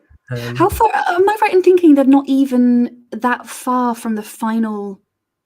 Obviously, they're in a bad condition, but was it 20 kilometers the last leg or something that they're that far away? I think they're about. I think it's about 11. Can't remember if it's miles or kilometers. I think they're about 11 miles from a depot called 1 Ton Depot. Yeah. And I think that's I think there's 2 more depots between there and their base camp, which is, a massive hut full of provisions and food and men to help them. So if they ever made it there, they would have survived. If they got to 1 ton depot, assuming there was enough oil and food there, which I'm not sure there would have been, they may well have survived. And he was only 11 miles from 1 ton depot, which doesn't sound like much, but as I said earlier, trying to set up a narrative, actually trying to tell a story. As I said earlier, there's that thing when the weather comes down, you can't see your hand in front of your face. Okay, you're going nowhere. You can't just attempt to just walk in the right direction and hope that you'll hit where you need to go. You can't do it. It doesn't work like that. You'll freeze. Your tauntaun will freeze before you hit the first marker. You can't just walk out into a blizzard. And so that's sort of what happens. It's the combination of the wind, the weather, and these depots. I've got one other quote, if that's all right. Please, please do. It's reasonably long, but it's the passage in Scott's journal, which deals with oats. Sort of, I suppose that's the most famous thing, isn't it? Oats. Of course, absolutely. Yes, it is iconic, isn't it? Yeah, the iconic thing. Well, anyway, this is what he says. He actually starts this entry by saying he's not sure which day it is, which is very un-Scott. Isn't it? Yeah. Scott is being very un-Scott right there. This is his one. Is it the last end. entry? Sorry? This is his last entry, is it? Sorry? It's not the very last entry, no. They go on to, the other 3 go on to live for a few more days or a week or something. Right. But he says this, quote, tragedy all along the line. At lunch the day before yesterday, poor Titus Oates said he couldn't go on. He proposed we should leave him in his sleeping bag. That we could not do, and induced him to come on the afternoon march. In spite of its awful nature for him, because his feet are in agony with frostbite, in spite of its awful nature for him, he struggled on, and we made a few miles.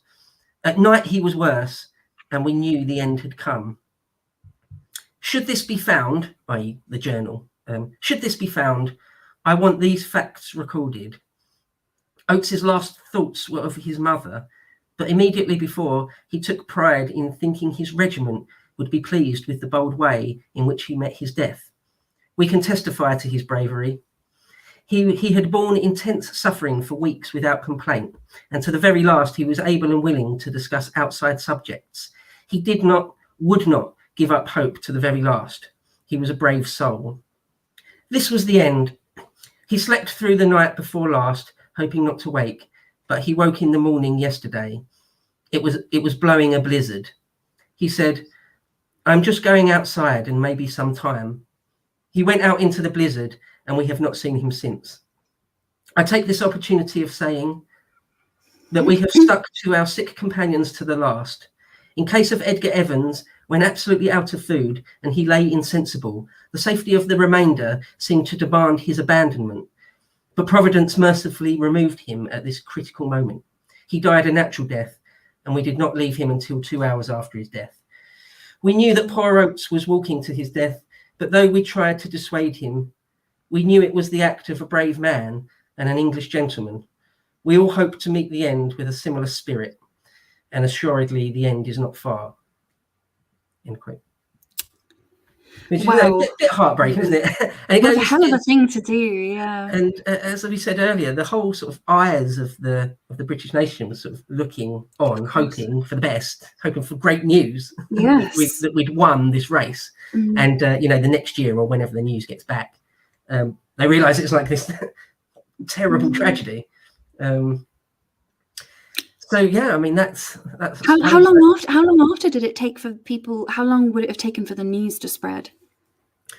Oh, I'm not sure exactly, but not quick. We're talking 1911. So I think they would have found them relatively soon after. But then how quickly the news gets back from Antarctica to, I suppose, New Zealand, I don't know actually. I don't know the details of that, I must admit. I suppose once it gets to New Zealand, though, you can do. They've got the wire at that point, haven't they? That's 1911. Yeah. You can send messages relatively quickly. But yeah, no, people wouldn't have known what the fate of Scott for a while. But yeah, so that's sort of, I suppose that is the story, and he's gone down as like a tragic hero, isn't it? Yes, absolutely. And for a long time, I think even more so than Shackleton. I think Shackleton was quite a bit later. The interest in him emerged, but it's a beautiful story, and you've told it very well. History Bert, I'm going to have to go. I've got to take a bathroom break very, very quickly. Do you think you can hold the fort with another quote or so? Yeah, sure.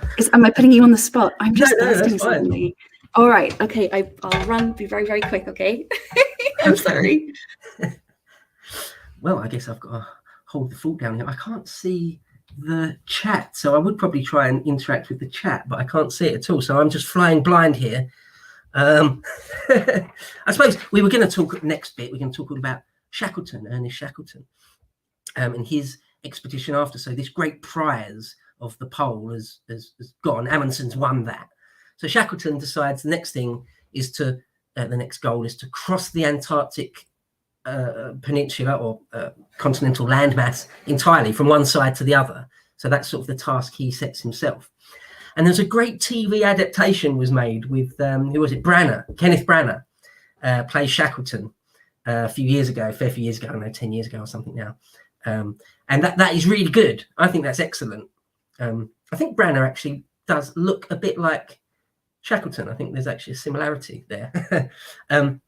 But what happens in this Shackleton expedition is it very, very quickly becomes a case of escape and survival. It's no longer trying to cross the Antarctic. They don't really get anywhere near that. It becomes, I suppose, a bit like very tiny bit like Bravo 20. There's not much of the actual mission. All of the story really is how you get out alive. That's like that's like the interesting bit really, is if or how anyone makes it out alive. So that's the story we're looking at. It's a bit different to Scott's party. Whole different story really. So yeah, I mean, I could just start going into it, but I don't want to tread on DOA's toes. We said when we was putting this together, I would sort of do an overview and then talk all about Scott, and then she would talk all about Shackleton, because Shackleton wrote a book all about it, just called South. It's got an exclamation mark on it, so it's South, and it's it's really good memoir, because he goes on so many adventures. I mean, it's one of those stories, kind of unbelievable. I mean, again, I do believe it. I don't think anyone's lying or anything, but the odds of the things that happen that go on are just so against the odds that it's remarkable, puts it mildly. Hello. Thank you ever so much. I'm really grateful for that. I just couldn't. It was one of those emergency moments. Did you have a good wee? Bathroom stop. Okay. Just powdering my nose. So I was just waffling on in general terms about Shackleton. I like Shackleton's adventure. So do you want to maybe pick it up if you've been reading South? It's a ripping yarn, isn't it? Don't you think? It's a proper ripper. Well, I actually received the book for Christmas from my dad, and it's not a book I would have chosen for myself. But I must say I've been absolutely glued to it, and I only picked it up properly last month or so. But I've really been hooked, utterly and completely. And I think it's because it's really precisely what I'd have loved as a girl. It's full of adventure and all the stuff that childhood wonder is made of. In fact, it's hard. I was thinking it's hard to know what to say about the story that hasn't been said 1,000 times before. I was thinking before I came on, what can I say about Ernest Shackleton that's original? That it's a story of bravery and leadership, endurance and friendship and survival, and all of that is absolutely true. And I know it's a bit of a boomer assessment of me, but honestly, I must say it really is just a very compelling tale. Yeah, I wouldn't worry about that so much. Just assume people don't know the story at all. I mean, we'll go in there then, absolutely. But I mean, I assume you've got South. Have you read South? Yeah. I listened to most of the audiobook for this. Yarn. And I think it's really good. And Shackleton's style of writing is a bit more florid, maybe than Yes. Scott. I mean, Scott's were really journals, literally journals. It was never meant to be a book as such. It might have just been notes that he might have later written a book. Whereas South is like an actual piece of literature more, isn't it? So it is. I think that's why I liked it so much. And it is, I mean, it's still quite matter of fact in places. But yeah, so obviously the story of Shackleton, of course, begins with that iconic advertisement that we've all seen. Men wanted for hazardous journey, small wages, bitter cold, long months of complete darkness, constant danger, safe return doubtful, honour and recognition in event of success. I think there is some question as to how authentic the wording is of that advertisement, but there was one placed, and the job was an expedition to the South Pole. So Amundsen had notoriously made it first. So now the race was on to cross it in its entirety. What I like is you can see the real keen hunger of these men. They're just itching, this appetite to get on to the next great, to be the first. So I think over 5,000 odd men applied for the job, and they could only choose 28. One thing that was very interesting about Shackleton's recruitment process, he actually went for the least experienced men in many ways. So he tended to ask, he was interested in what they called the culture on board ship. So he would ask them, for instance, how well the man could sing, or he asked them in the interview process to deliver them a joke. So we tend to assume men like Shackleton are made of these hardy, stern metal, which they are. But these more social characteristics, whether or not you're a good laugh to have around, whether you can spin a good yarn in these long hours of boredom, I always thought it was quite an interesting leadership style. So the goal. Sorry. I mean, you're looking for guys that you might have to be in a tent or a small cabin with for months on end. So that's like quite a specific set of characteristics you want in someone. It could be the different. It could be a really vital difference. Let's say guys losing their mind and stuff. So you need the right personality for sure. Yeah, absolutely. And so that's what he looked for, which I always thought was quite interesting. It wasn't necessarily the strongest, but also willing to give the younger fellas a chance to be the firsts as well. So he had a really good mix on board. So the goal of the trip, of course, is to cross now the Antarctic. 2 ships they set out with. Obviously, it was the Aurora, and then, of course, iconically, the Endurance, which Shackleton was on board. And the idea was that they would land on opposite sides of the sort of ice point, so one south, one north, and they would cross, laying down these depots and meeting sort of somewhere in the middle. And the Aurora made it fairly safely, a couple of hiccups on the way. But of course, the Endurance, very famously, had a wee bit more difficulty. So the ship essentially gets stuck in, as we have formerly referred to, in pack ice. So really dense ice. And this is to the point where it's literally starting to concertina the ship. It's crushing it. So for many months, weeks and weeks, but ultimately months, they're basically trying to wait it out because the ice is very unpredictable. So these cracks are appearing, and the men are around the ship trying to free the rudder. You see these pictures with the pickaxes, and they're going at it with shovels, always constantly trying to free her up. And she does manage to move through the ice here and there a couple of miles, but ultimately it really succumbs. And as I say, it's all photographed by Frank Hurley. If people are interested, you can see the ship. The ship is just completely surrounded in this incredible ice, and it huge blocks of it. Essentially, as I say, they start to crush it and pancake it. And now this, of course, is completely unexpected. And I'll just read you one of his quotes. Where is it? Paul, have you got a picture of the Endurance as well? Yeah, good idea. Let me find. Hang on, where are we?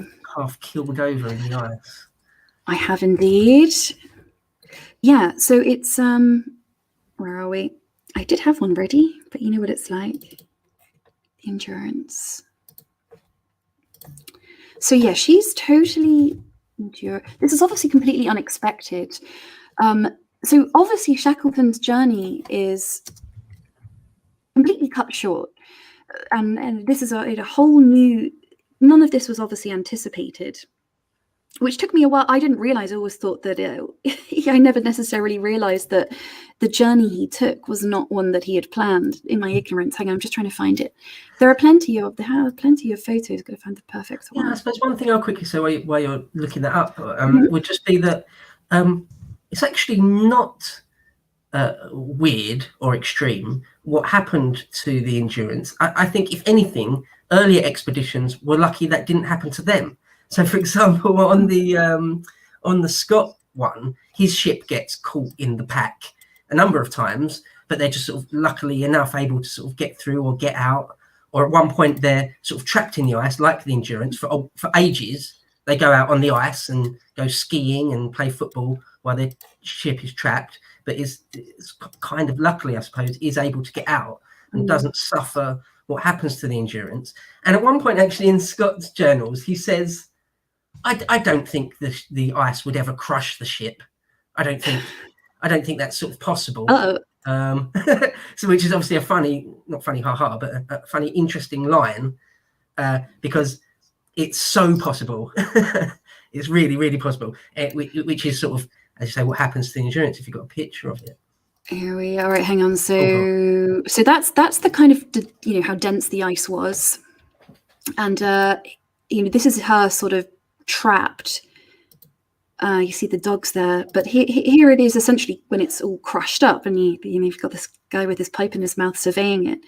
And it did take a long time to get to that point. They thought it would free up because they were still living on board. They called the decks, they called it the Ritz, and here they are shoveling away with the pickaxes and shovels and whatnot.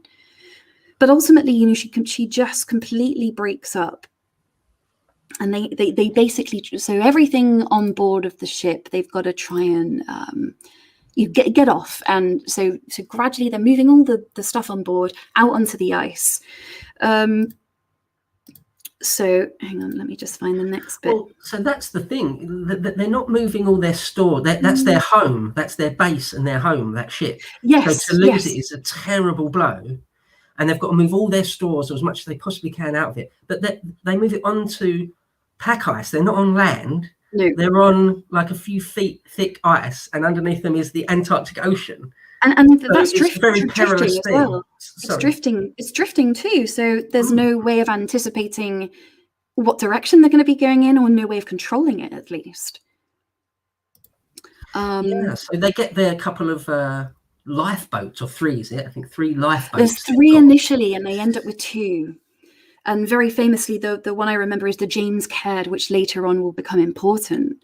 So this is just one of his quotes. So obviously Shackleton's heartbroken, and this is what he says: "At midnight, I was pacing the ice, listening to the grinding flow and to the groans and crashes that told of the death agony of the Endurance. All night long, the electric light gleamed from the stern of the dying Endurance.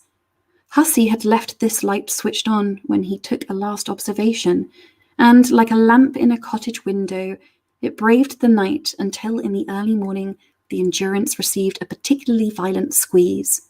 There was a sound of rending beams, and the light disappeared. The connection had been cut." I thought that was quite moving. So that their ship is gone now. So it's things have gone a bit tits up, really.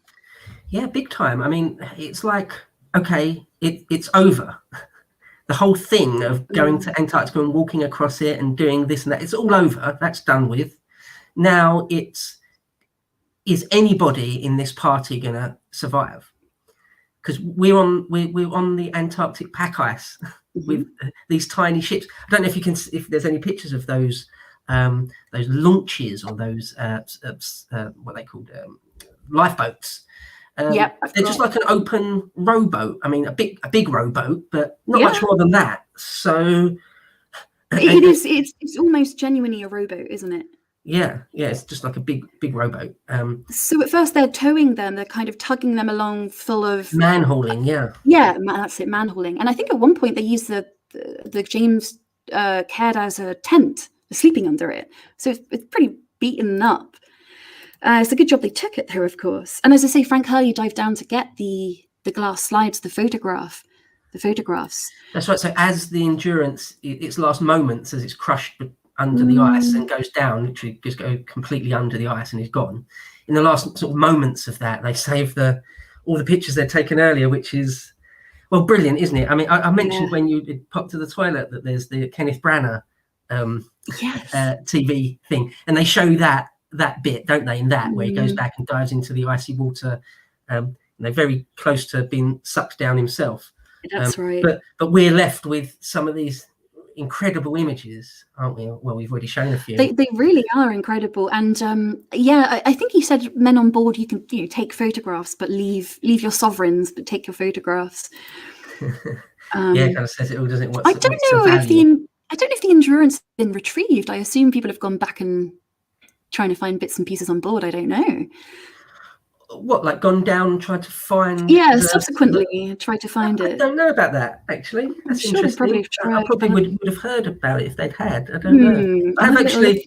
It's funny. I have watched quite a few, half a dozen different documentaries about when they go down and look at the Titanic or the Lusitania, or there was one all about the Franklin exhibition. One of there was 2 ships in that, and they found one of those fairly recently, like within the last handful of years. Interesting. And but I've never heard about them finding the Endurance or divers going down and stuff. But that would be interesting if that did ever happen. I wonder how difficult they'd find it. But I don't know. I think that part of the world is as inhospitable and as difficult as it's possible, even now, obviously, and constantly moving. Like the pack ice is this sort of monstrous thing. The forces involved are just absolutely off the charts. Millions and millions of tons, the irresistible forces. So no wonder the wooden Endurance was crushed to bits. Yeah, but I was surprised by how long it took. But yes, it didn't.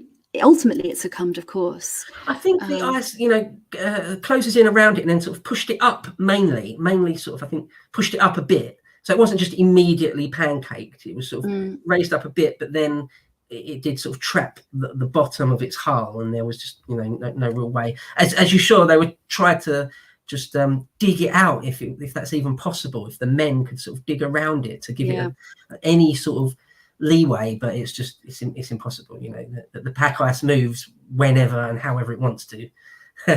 So they lose that thing, and so now it's just these 3 rowboats. They've got all their stuff in it, and that's that. They're all on the ice. So 28 men, and they're 56 dogs.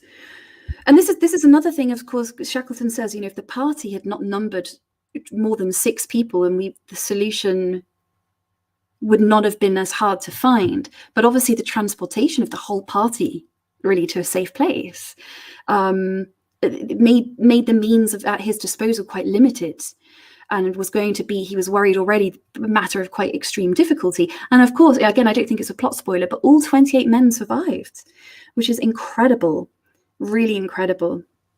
Go on. Exactly. That is the takeaway from it, that somehow, against the odds, incredible odds, we haven't even really described what they're up against particularly at this point. They're staring death in the face almost certainly, and they must have thought that. Yes. And none of them die. So the story is, what an incredible story of endurance. Well, it's funny that the ship is called Endurance. They go through it really the is biggest test of endurance ever, and a psychological one as well as physical. What they're up against is they're on this pack ice in the Antarctic Ocean, and they start man-hauling these ships, which is, the boats, sorry, which is sort of crazy enough as it is. And at some point, the pack ice starts sort of literally breaking up under their feet, doesn't it? Yeah, this happens several times. Just a giant crack will appear, and really, and keep in mind, the surface is obviously snow, which can be quite slushy, so it's difficult to walk in that. It's like walking through sand. It's really dense.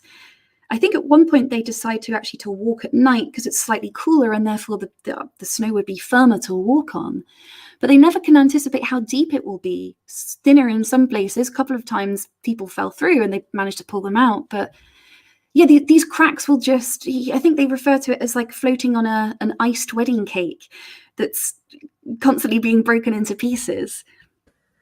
So they've got the wind, the charging flows, the heavy swell, all tugging at them and all liable at any time to break them up and fling them into the sea. Yeah, like there's one bit I remember where one guy's asleep in his sort of, Arctic sleeping bag on the ice, and a crack sort of opens up directly under him while he's asleep. Well, it wakes him up, of course, and what sort of a terrifying thing that would be. Or at some point, I think, I can't remember what the rationale is, but they don't want to get in their boats until they have to, sort of the last minute. And so at one point they find themselves on just like this fairly big, I don't know, I think they describe very roughly, sort of football pitch sized triangular bit of ice, but they're just floating in the ocean, and they know soon enough, within minutes or that day, it's going to sort of disintegrate and break apart entirely, and they've got and they've got to get in these sort of small rowboats, and they're in the middle of the Antarctic Ocean. I mean, and the boats are a bit rough as well.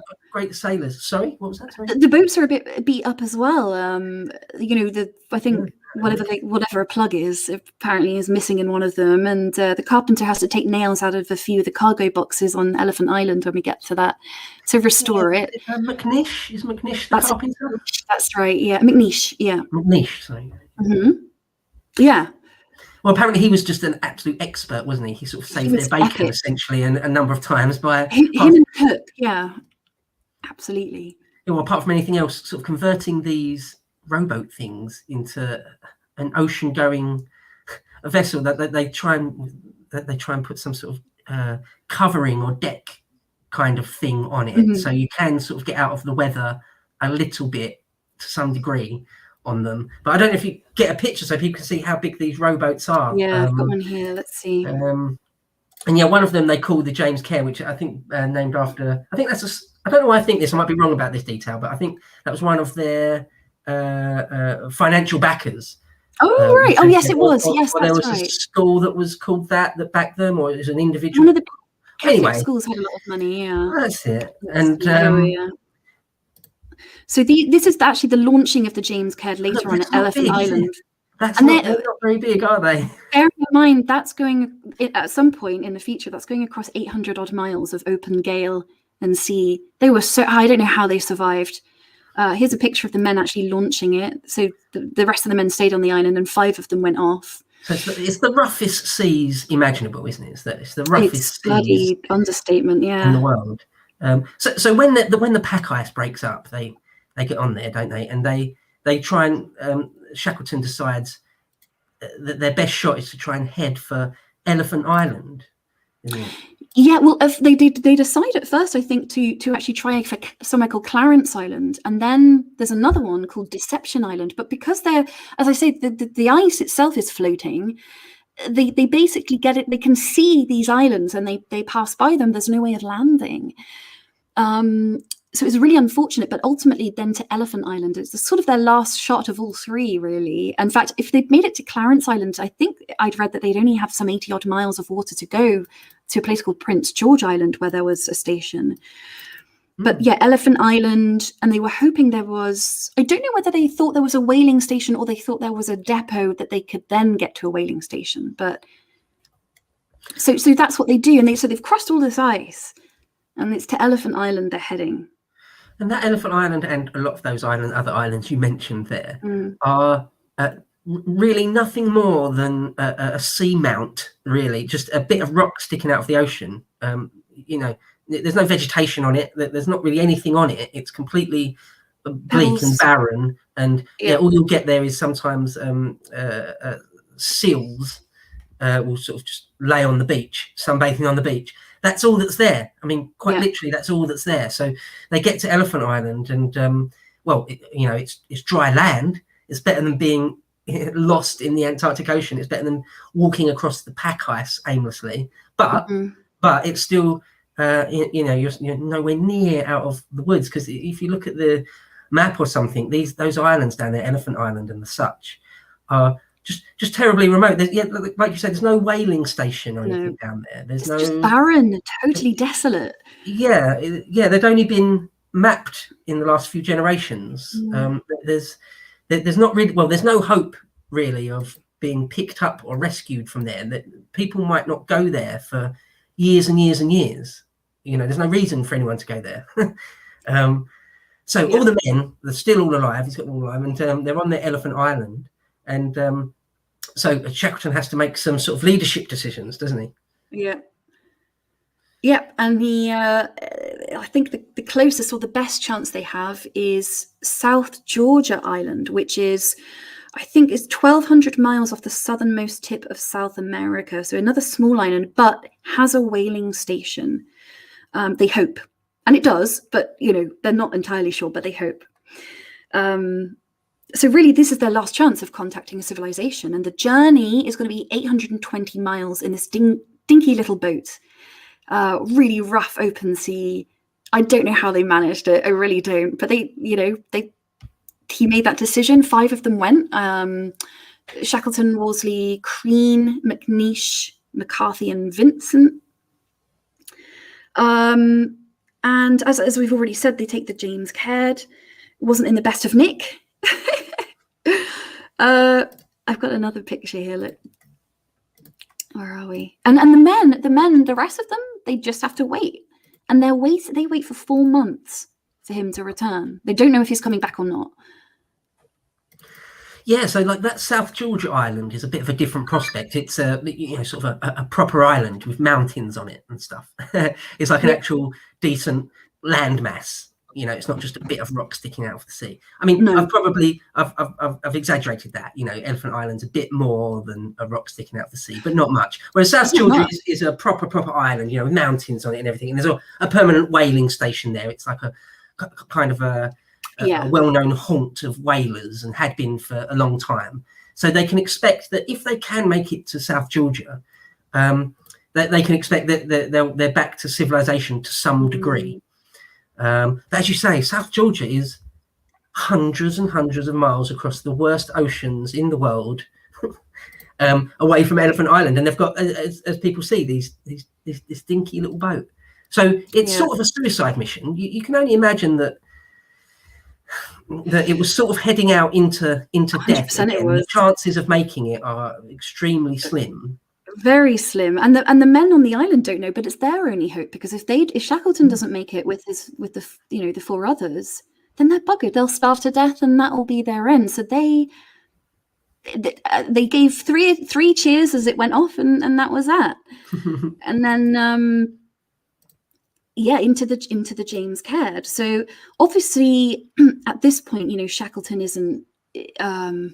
He's not really sat down with his pen and paper recording his diaries, so he has to recollect the memories on return. But he did scribble down a few notes at this point, and very brief, and they read simply: cold, sore, anxious, no dry places in boat, flung to and fro by nature in the pride of her strength.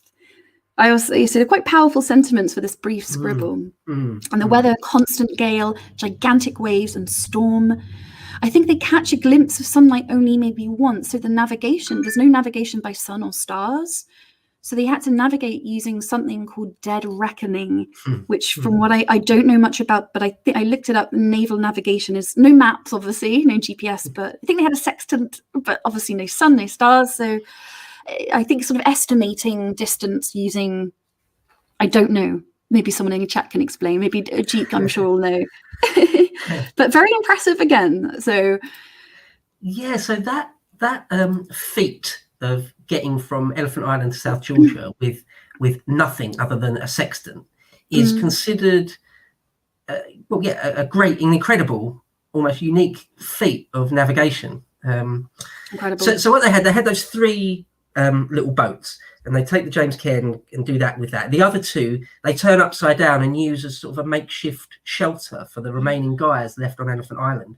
And as you say, they've just got to stay there. And I mean, they're able to eke out their lives by, you can kill seals. A man can just walk up to a seal and club its head in. That's quite easy. And you can, so they're not actually terribly short of food. They're eating raw blubber, basically. Yeah, and you can use the blubber from a seal to cook with, and as heating and as light. They make blubber stoves. That's what they call it. And you can eat the blubber and cook with it. Apparently, it tastes gross, but you get used to it really quickly. And if it's a matter of survival, you don't really care in the end. So food isn't a massive problem. They can eke out, and they're there for months, and that's how they do it under those other 2 boats that they've turned upside down and crafted into some sort of shelter. But yeah, just that voyage that Shackleton does. Again, I've got to admit. I don't mind admitting I don't really understand how all that works. Like, so for example, in Scott's journals, he gives his position all the time. I read one out earlier, didn't I? Said 89 degrees 42 minutes south. That's like your position. Coordinates. I don't understand exactly how all these people go mad in the chat. Probably do understand it, but I don't know how to use a sextant and a watch and figure out where I am in the world. I don't know how to do that. But there's a real skill to it. You can't with no stars or sun, I don't think. Well, yeah, so, you use the sextant to look at the skies, yeah. So dead reckoning is basically, Duke says it's basically an educated guesstimate, and someone else said it's like throwing a rope over the side to figure out your speed. So amazing. What you mentioned was that they were able to see, I can't remember if it was the moon or the sun or one of the glimpses. Yeah, they were able to just about glimpse them a couple of times in that whole journey. And I can't remember which one of them. It wasn't Shackleton himself. It was one of the other guys. But one of them who's sort of the sextant expert. Apparently being able to take a reading when you just get a glimpse of it on a rocking sea, really, really massive waves, to get a good reading. Apparently that's the guy was a genius to be able to do it. I bet. But they did, and they hit South Georgia. Just incredibly against the odds, massively against the odds. They did hit. See which one of them was the expert. Yeah, they had a sextant, sea anchor, binoculars, and a compass. By the way, just incidentally, the other 2 boats were called the little boats were the Stankham Wills and the Dudley Docker. Just out of interest, good names for dogs, I think. I always think it's funny the Victorian names they give to stuff. There was one of the ponies they talk about loads on the Scott expedition. They called him James Pig. I don't know why. I don't understand, but it's just like that classic, just completely original Victorian thing. It's just a completely original thing. They're not copying anyone. They're just making some random new weird thing up out of left field. And they called it Jimmy Pig. They get really attached to Jimmy Pig. They're one of their strongest ponies. But the names they give to stuff and the nicknames for things, it's all very quaint. Yeah, some of the Shackleton's dogs were, I think, Slobbers, Ulysses, Shergwin, and Slippery Elliot was one of them. Jimmy Pig. So that's brilliant. So it's funny, quite often they give them names of the other actual humans that are on the expedition as well. Like, in other words, this horse looks a bit like you, mate. That's basically what they're saying to each other, isn't Hungarian it? Pony. I don't know if I'd rather have the pony or the dog. Okay, so Duke, thank you, Duke, who says, dead reckoning, you take a last known position and you take account of the wind and tide and hope you're right. So they made it. They made it amazingly. And I don't know if this is true or not, but I did read that the plug on the little boat basically became dislodged and the boat basically fell apart as soon as they landed. I don't know how much of that is romantic. I don't think it needs romantic embellishment though, because it's bad enough as it is. So there we go. I heard that, when they tried to land on South Georgia, that's not a straightforward thing, and they had to sort of crash land it into South Georgia, essentially. And as I mentioned, South Georgia's a decent landmass. It's got sort of mountains on it, and they land on the wrong side of South Georgia, don't they? To where the whaling station is, and they need to get to this whaling station. After everything they've gone through, there's now this mountain range in their way. Yeah, they get to the wrong end, don't they? So. I think they've got to do another sort of 36 hours of trekking, but which maybe doesn't sound a lot, but I mean, hell, they're hungry, they've come a long way, and 3 of them are very ill. So I think it's just it's 3 of them that go, Yeah, and two of them wait on the other side of the island. Unknown caller. Oh, just turn my phone off. History bro, there's someone at my door. I think it's the postman. Do you think you can hold the fort just for 2 seconds? Yeah, I can hold the I'm fort, ever so don't worry. sorry. 2 seconds. God, everything going off in DOA's world at the moment. Telephone ringing and someone at the door. So yeah, Shackleton and the band of 5 that hit South Georgia, they decide to split up. 2 of them stay where they are because they're so exhausted, close to death really. And Shackleton and 2 of the others head out across this mountain range, and of course they make it, but it's just one last final slap in the face, one last final ordeal that they have to go through. And when they do finally reach that whaling station on South Georgia, they look like they're covered in rags. They've got all these long straggly beards. You can imagine half frostbitten. They just look at a complete state, wild men coming out of the mountain range when no one approaches the whaling station from that side, from the mountain side. How incredible! And of course, people knew that the Shackleton party had been lost, like years before, 2 years before, 3 years before, or something like that. They left a few years ago, and when he comes back, people can't believe it's like come back from the dead, sort of. Are you there? I'm back. Was it the postman? It was. I would have left it, but he kept knocking, so then he rang. So no worries. I was just saying, when they turn up out of the wilderness at that South Georgia whaling station, yes, what a sight that must have been. What an episode that is. I've got the little exchange here, which is amazing. So hang on, where are we? Oh, when he asks about the war. That's it. The first thing he asks was brilliant. Because a few, I think people may be wondering. Obviously, they set out in 1914, isn't it? And some people were sort of, wondering why he wasn't in the war effort, but they didn't know the war was going to start or how long it would be. So the whole time they are concerned. You read the book in South, they're constantly concerned with what's going on with the men at home, anxious to return to them. It's obviously not really their fault that they got stuck out here on the ice, but the book South is also dedicated to, I think it says, my comrades who fell in the war. So they're very self-conscious of that. And so this is when they get to the whaling station, and I think I mentioned earlier that they worry there might be a couple of women in there, so they we might look a bit uncivilized. So it says we came to the wharf where the man in charge stuck to his station. I asked him if the manager was in the house. Yes, he said, as he stared at us. We would like to see him, said I. The man went towards the manager's house and we followed him. I learned afterwards that he had said to the manager, there are 3 funny-looking men outside who say they've come over the island and they know you. I've left them outside, a very necessary precaution from his point of view. The manager came out to the door and said, well, my name is Shackleton, I said. Immediately he put out his hand and said, come in, come in. Tell me, I said, when was the war over? The war is not over, he answered. Millions are being killed. Europe is mad. The world is mad. So that was the first thing he asked him. I thought it was very touching. Yeah, and what a crazy thing. I mean, is it in Jumanji and the Fast Show, when it's like, what year is it? Who's the president? Yeah. One of those things. It's like, he's coming out of the wilderness. And so the war kicked off just as Shackleton was leaving. I think literally war was declared in the weeks before he left. And so he said to the Admiralty, to the Royal Navy, basically, like, if you need my ship, if you need our men, because most of the people are Royal Navy guys or ex-Royal Navy guys, if you need us for the war effort, we'll completely abandon our Antarctic expedition and put all of ourselves and our ship at your disposal.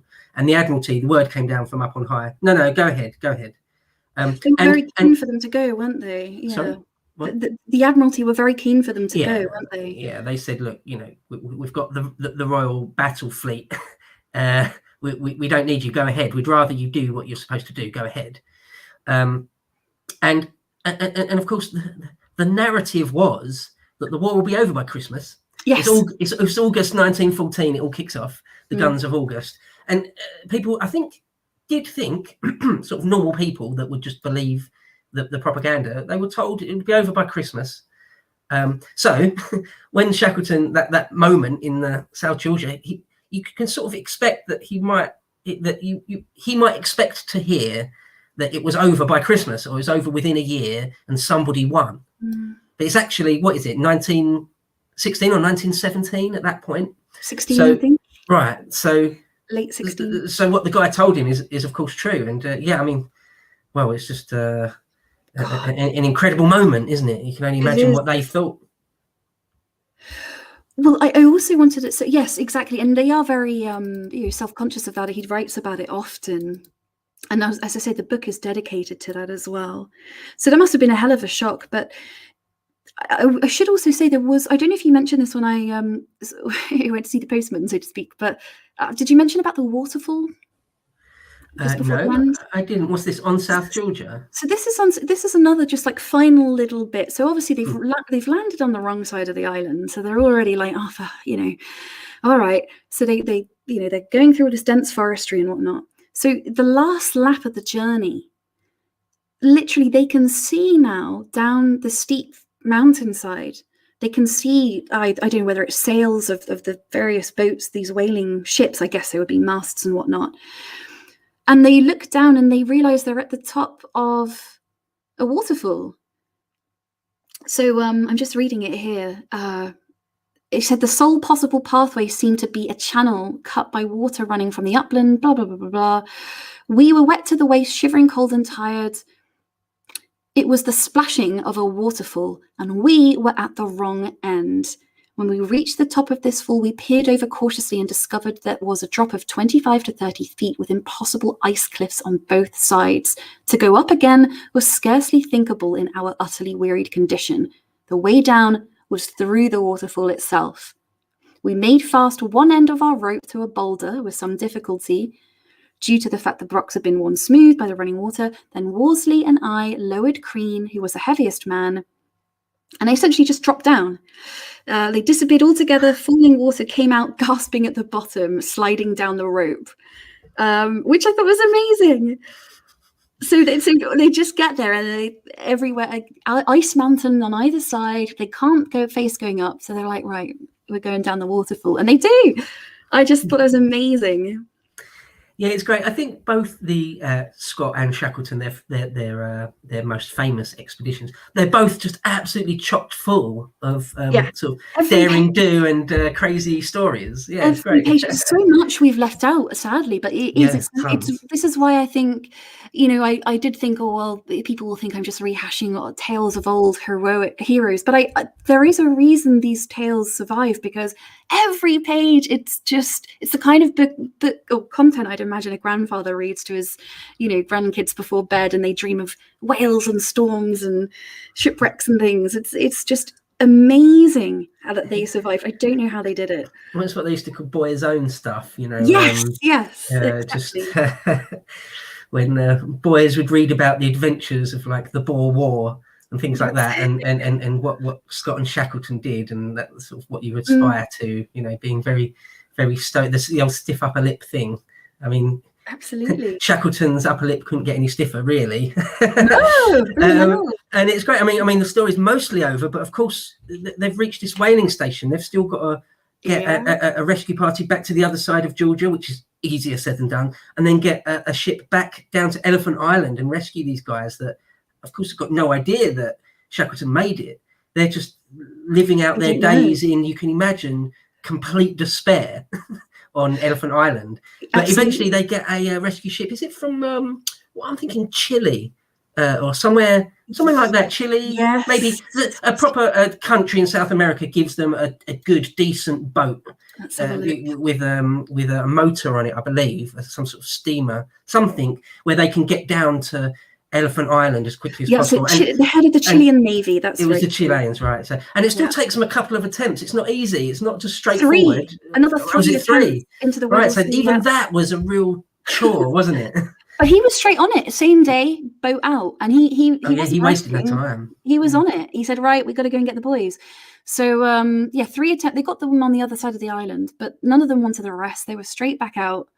I'm just trying to find the photo. I think there's a photo of when the rescue boat arrives and they're all cheering. It's a very, can you imagine? Because I'm not being funny, but if it was 4 months, I'd probably think, yeah, they're dead. They ain't coming back. But there they You can were. only imagine the elation. Well, it's a new lease of life, isn't it? It's sort of, you are just staring a very, very slow death in the face, and suddenly the boss has come back to save you. There's one story actually I like, just of that last bit when they turn up to save the last of the company on Elephant Island, is that they tried to something like they tried to shoot a gun because they couldn't immediately get to them because of the pack ice and various things. So they tried to shoot a gun to sort of let them know that they were there. But apparently when they did eventually find them and told them about their earlier attempts to rescue them, they said, "We fired a gun, didn't you hear us?" And they said, "No, that we hear the pack ice breaking up all the time, and that sounds like the boom of a cannon. That sounds like a gun quite often when the ice cracks and breaks." And so we never heard any gunshot. To us, it was just one more boom in the distance. But I thought that was a sort of just a kind of interesting little anecdote. But yeah, he saves them all, and they all survived, don't they? And they all survived, and I don't think they did too badly. A bit of frostbite and whatnot. There's one guy that was in pretty bad shape that I think didn't live all that long after, but still, the record is that he saved them all. And I think one of the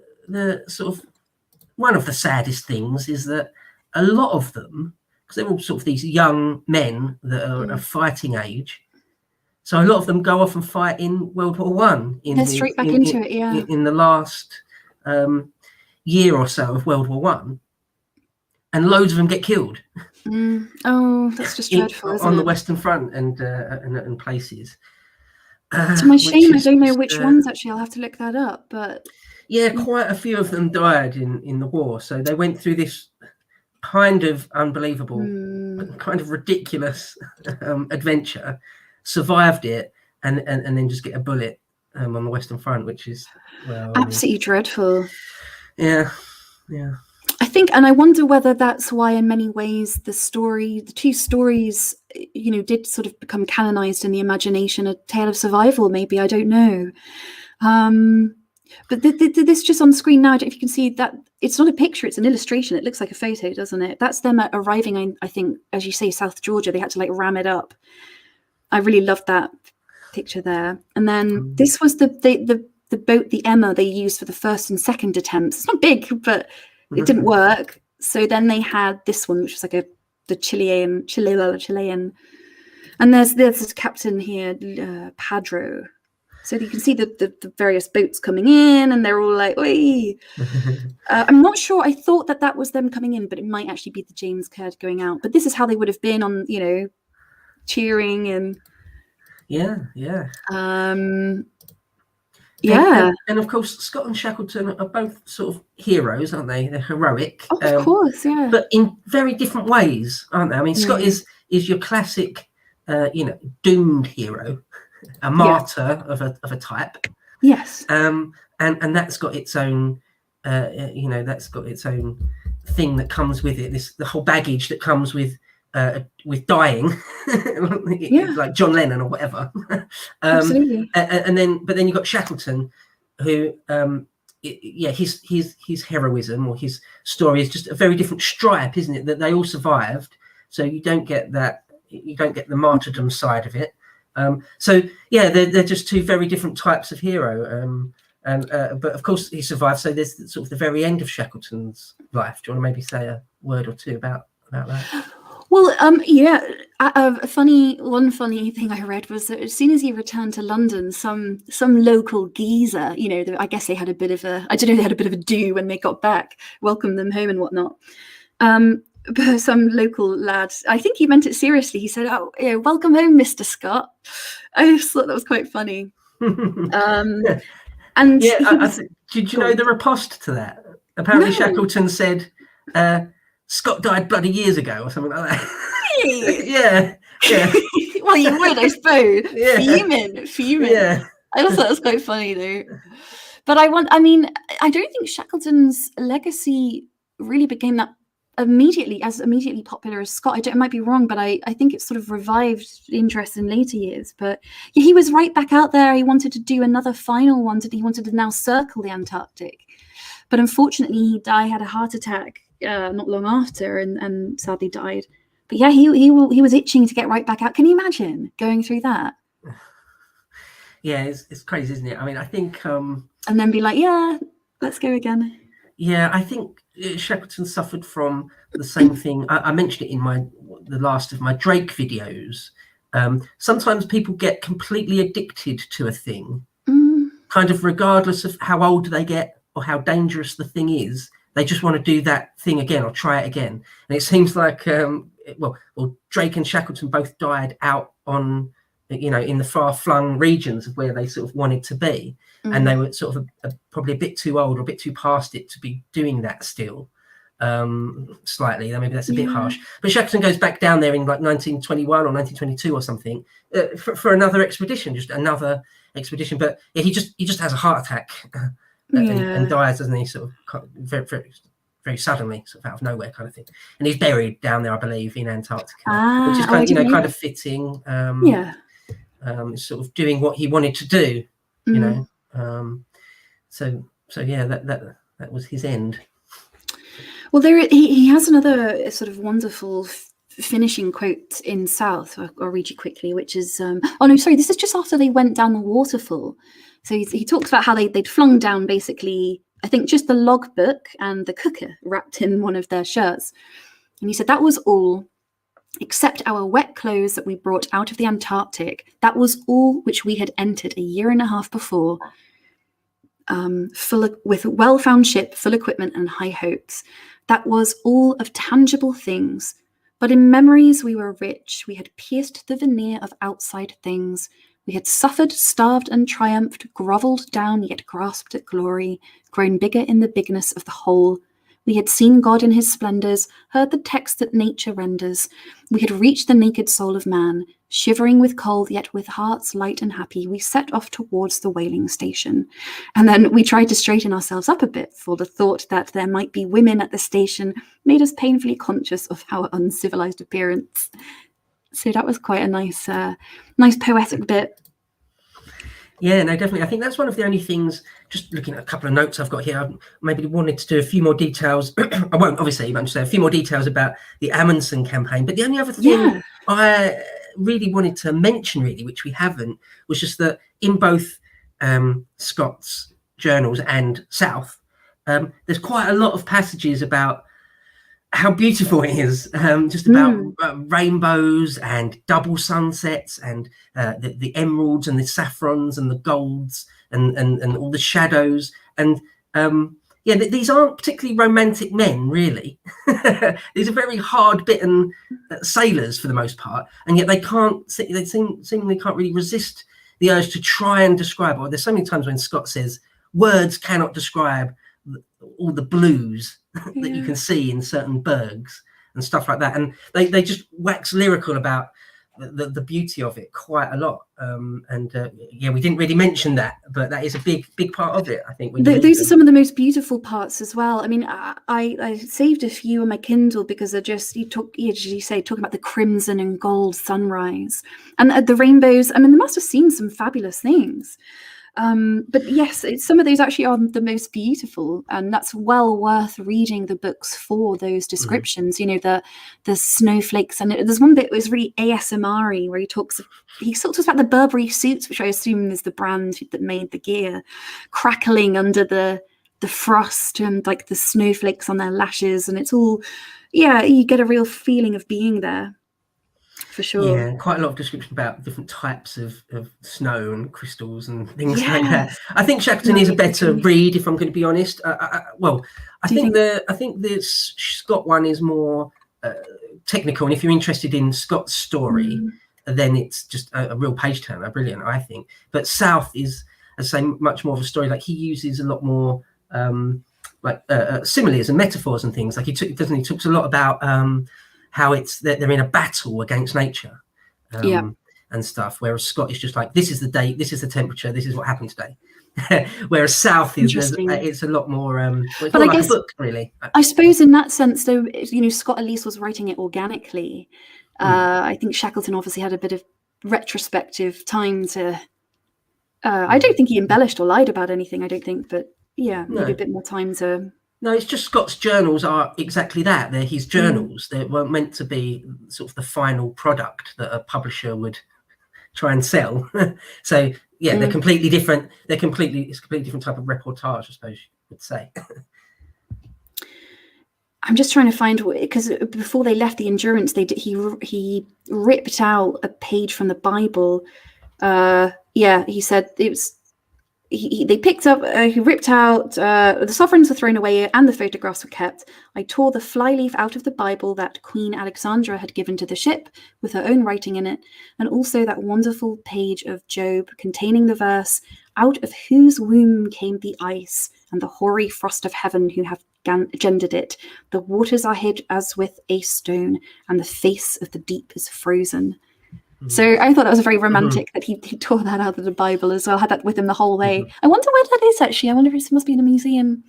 To look it up. Yeah, they are quite, I wouldn't say devout, but they're quite religious. Like Scott has a Sunday service every Sunday. He calls it divine service, where they'll sing hymns and things, and they they do recognise Easter and Christmas and stuff. Interesting. So, yeah. Yeah, and I think at their meal times when they were a bit low on food, the cook would sort of lift up spirits, as I say, by calling it the Ritz and whatnot, and the Ritz menu and things. Quite funny. Yeah, no, it's great how they keep each other's spirits up. I mean, again, it's testament to how people can survive in terribly harrowing situations, and you can do it. I'd perish keep calm immediately. and carry on. Yeah, it really is. I must say, I'd perish immediately. I'd be rubbish at it. I really would. So I'm very impressed by it. Well, we do have some questions. Or was there anything else you want to say something about Amundsen at all? Or? No. That wasn't what I meant. No. Any questions if there are some? All right, let's have a little nose what we've got. So, Harmony Creek, hello, my friend. He says, I know this is a history stream, but do you or your guest think that one day Antarctica will be populated by normal people, especially if global warming happens and much of the ice melts? I reckon there must be loads of natural resources there. What do you think? Yeah, possibly, quite possibly. Graham Hancock thinks so. Well, I mean, who knows? I think, the climate would probably have to change significantly. But yeah, why not? If it did, absolutely, why not?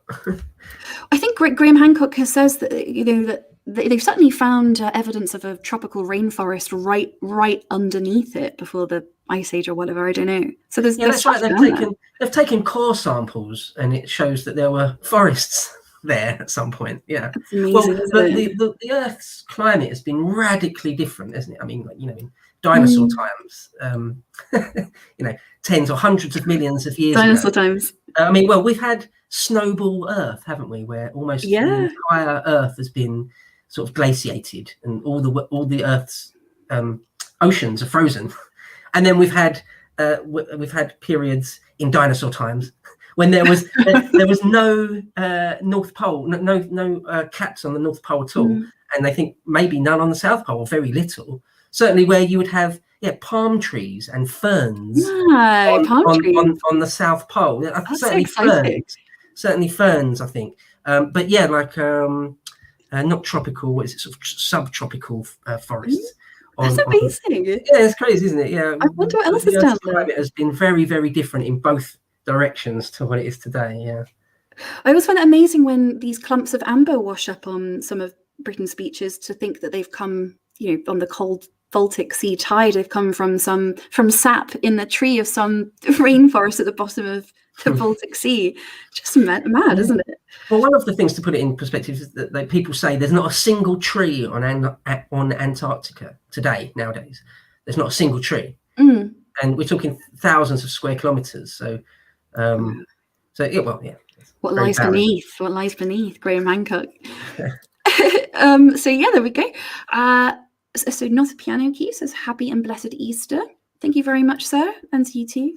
Alan B. Stard, MP, says, the long-imagined but undiscovered South Polar continent was originally called Terra Australis, and sometimes shortened to Australia, as seen in a woodcut illustration titled Sphere of the Winds, contained in an astrological textbook published in Frankfurt in 1545. In the early 19th century, the colonial authorities, he carries on to another one, thank you. Oh, I'm sorry, I read them the wrong way around. I'm ever so sorry. I'll start that again. Okay, Antarctica was originally, no, hang on, is it the same one? Antarctica was the originally named Australia, Terra Australia, sometimes shortened to Australia, as seen as a woodcut illustration titled Sphere of the Winds, contained in an astrological textbook published in Frankfurt in 1545. New Holland was renamed Australia, and Antarctica had to wait 80 years for a new name. I didn't know that. Interesting. Yeah, well, as I mentioned at the beginning, I mentioned the Piri-Reis map, and other medieval maps that seem to show a land down there. I mean, Terra Australis is just southern land. That's what that means. It's just Latin for southern land. But yeah, I mean, that's a fascinating thing, isn't it? That there do seem to be sort of Renaissance era or even earlier medieval maps that seem to, and even more incredibly, they seem to have been copied from even more older maps. I think the Piri-Reis map, I keep mentioning that one, but what's it called? Sorry, this one?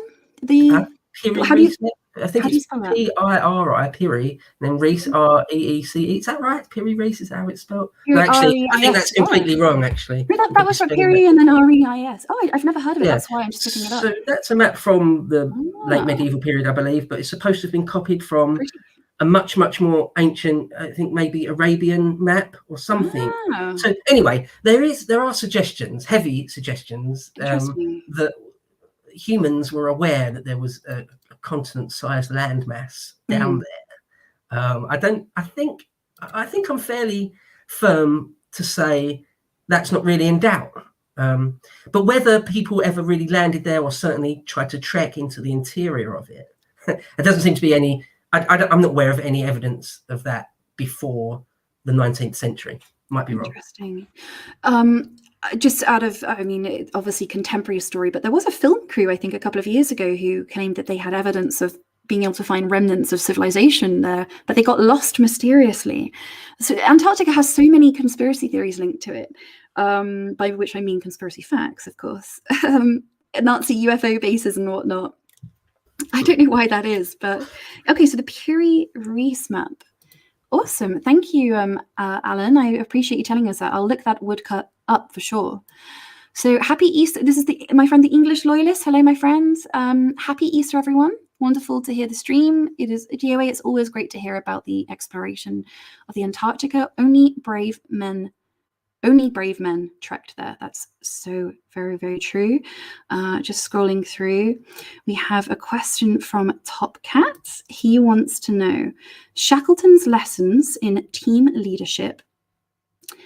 In team selection, management, and leadership are timeless. In many ways, Mark Collett is a modern-day Shackleton. DOA, what do you admire most about Mark Collett and his patriotic alternative organisation, which you support? Oh, that's quite a question. I suppose it's the capacity to endure ahead unwearied by long months of frostbite and hostile disincentive, maybe, to endure uncomplainingly in spite of constant tedious assault by men like yourself. Maybe the effort invested in trying when the odds are against you are colossal. Fight it out to the last biscuit. Is that what Scott said? Is that right, history bro? Yeah, that's right. Yeah, that's almost the exact line. Yeah. There we go. Yeah, that question comes from a man who can't run more than 3 miles, incidentally. But thank you so much. That's all the questions we had, actually. They're very, very generous and thoughtful. What did you have any? Thank you, everybody, and happy Easter, everybody. Was there anything else you wanted to finish on? I mean, I feel like I've taken so much time, but I loved talking about that. That was awesome. I'm super pumped now. Yeah, no, that's fine. I mean, as we mentioned, there's so many stories that you can't really cover them all. I mean, we've been going a couple of 2.5 odd hours, and I feel like there are just loads of small little stories that you could mention, but you can't really do them all. But I hope people liked it. If if they're really interested, they can check out both Shackleton's journals and South are on audiobook, on like a LibriVox audiobook on YouTube. So if anyone actually just wants to get all the detail, it's right there. give it a whirl. I think at the moment, if anyone has Kindle, it's free on Kindle as well, or when it's not on unlimited, it's 99p. The South Journey. It's really, I mean, for free, why not? But yeah, it's nice. I quite like hearing them read actually, because you get a bit of the drama and the hissing of the killer whales and whatnot. I love it. Incidentally, has anyone ever been? I assume you can take like a cruise there. I don't know. Has anyone been to the Antarctic? I've never been there. From what I understand, it's very difficult. You can't. You'd have to charter something down there or be on some sort of formal thing. Yeah. I mean, you can go there. There are whole agencies that just deal with sort of extreme holidays, so you can go there, but it's not straightforward. Yeah, I was wondering, but I assumed they'd managed to catch. Incidentally, is the Scott little hut still there? Am I right in thinking that one of his little Discovery hut is certainly there? I don't know. No, they're both there, and the Terra Nova hut. I believe they're both still there. Yeah. All the tins and the cans and whatnot in there. They're sort of frozen in time almost. Yeah, because things don't really rot very fast down there. Bacteria don't grow, so things just stay almost as they always were for a long time. Amazing. I should say also that I used to, when I had Twitter, before I was banned on Twitter, I used to have I think it was called The Heroic Age of Antarctic Exploration by Dan Nawala. No connection of mine, but his Twitter was always a good follow. It didn't have many followers, but he did like a couple of lines a day from either the Scott or Shackleton journals. Quite worth following. Don't know if he's still on Twitter, but and someone in chat said follow or check out Robert Seffer. Don't know who that is, but I'll have a look. Yeah, any final. Thank you. He said, check out Robert Seffer on Atlantis Hyperborea. Oh, cool. Antarctica. I will do that. Yeah, I love that kind of stuff. Just checking, see anything else. So, yeah, I think I've taken plenty of your time. Is there anything else you wanted to say? No, just thank you for having me on, as always. Really appreciate it. No problem. Yeah. Well, I'll end us here, and then I can catch up with you afterwards. But yeah, I hope you've had a lovely Sunday, everyone. It was really enjoyable to chit chat with you all, and enjoy watching the chat as always. I hope you have a lovely Sunday, Easter afternoon. Get some fresh air and eat lots of. Oh, I never asked you what Easter egg did the bunny bring you? Me? I didn't get any. I didn't buy any. No. At least tomorrow they'll all be on offer. At least. Well, that is the best thing in Easter. Wait till Easter's over, and then you can get. They sell them for like 99p or something, don't they? So you know the drill. You know the drill. All right then, everyone. I'll say goodbye. Happy Easter. Happy Easter. Bye.